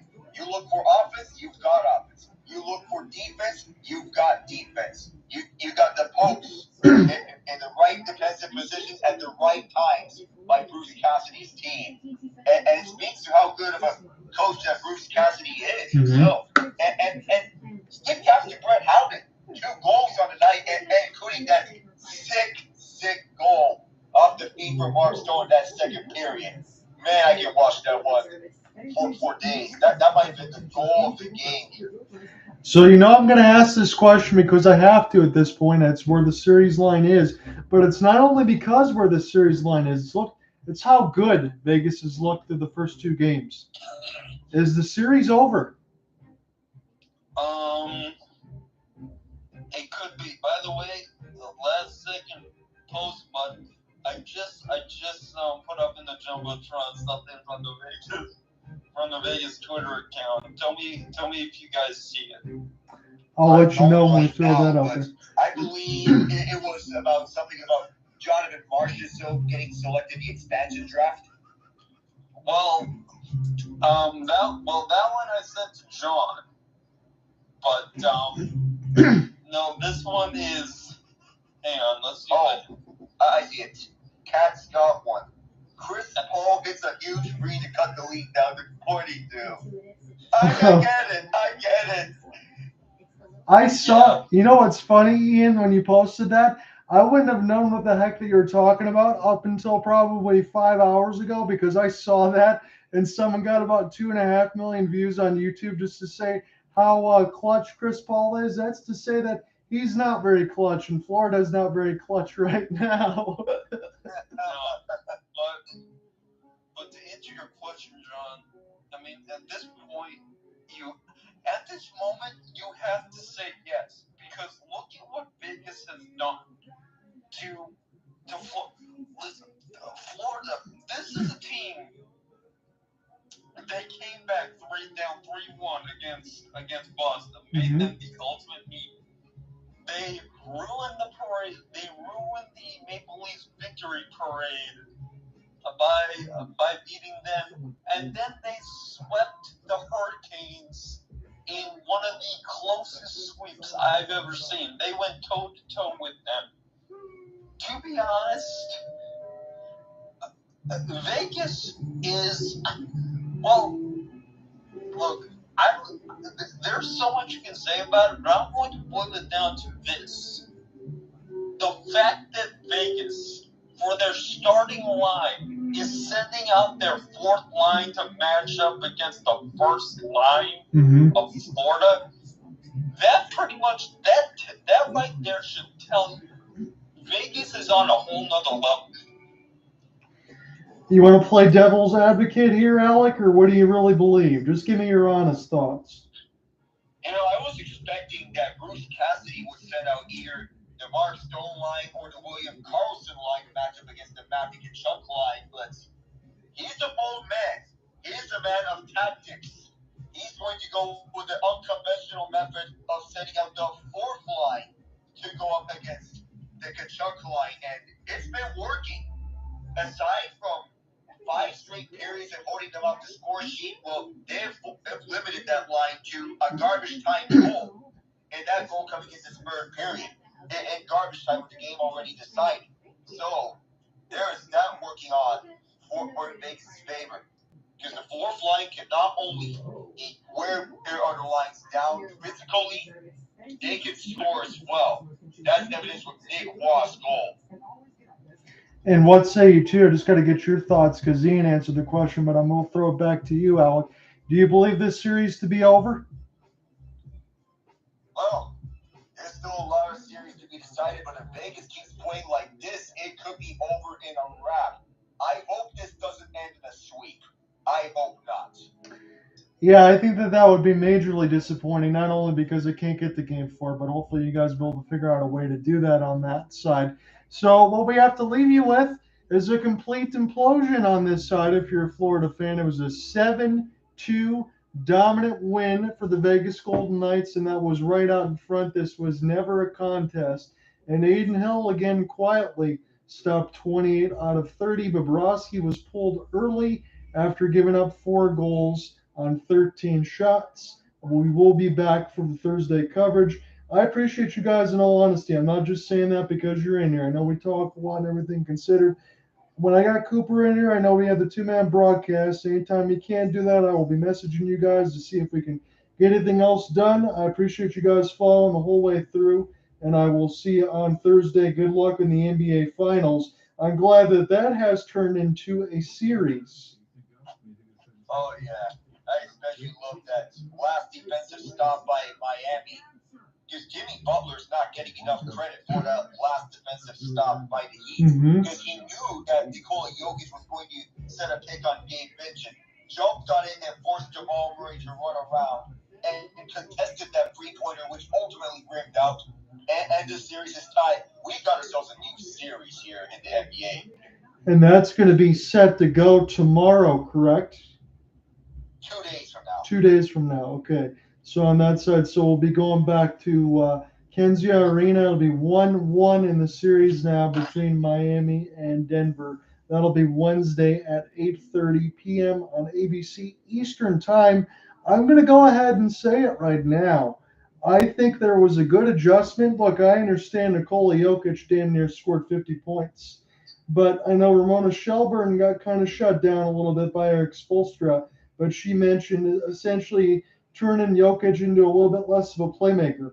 I understand that Denver, from a lot of the game that I watched, simply didn't make shots.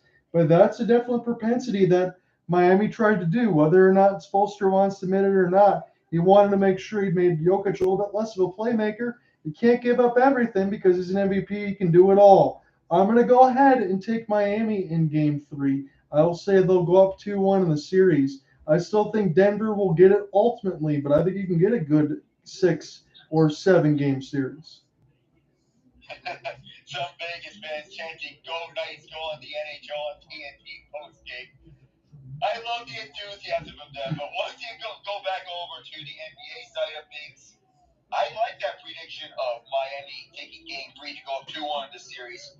These guys are true professionals when it comes to playoff basketball. Some of the very best at it.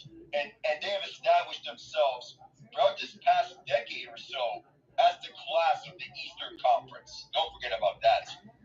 Absolutely. They've been doing it. And again, on that side, in between Riley and Eric Spoelstra, that's professionalism, undrafted players, everything else at its finest. I know I will be a little bit busy tomorrow, so I won't be able to listen in. I'll be with the fiance on that side and then get everything settled for Wednesday because I got to go to a wedding on Saturday.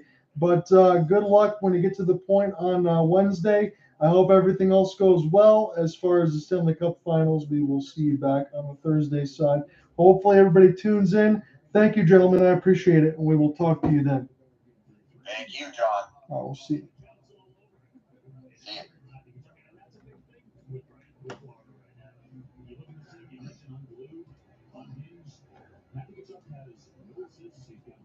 you.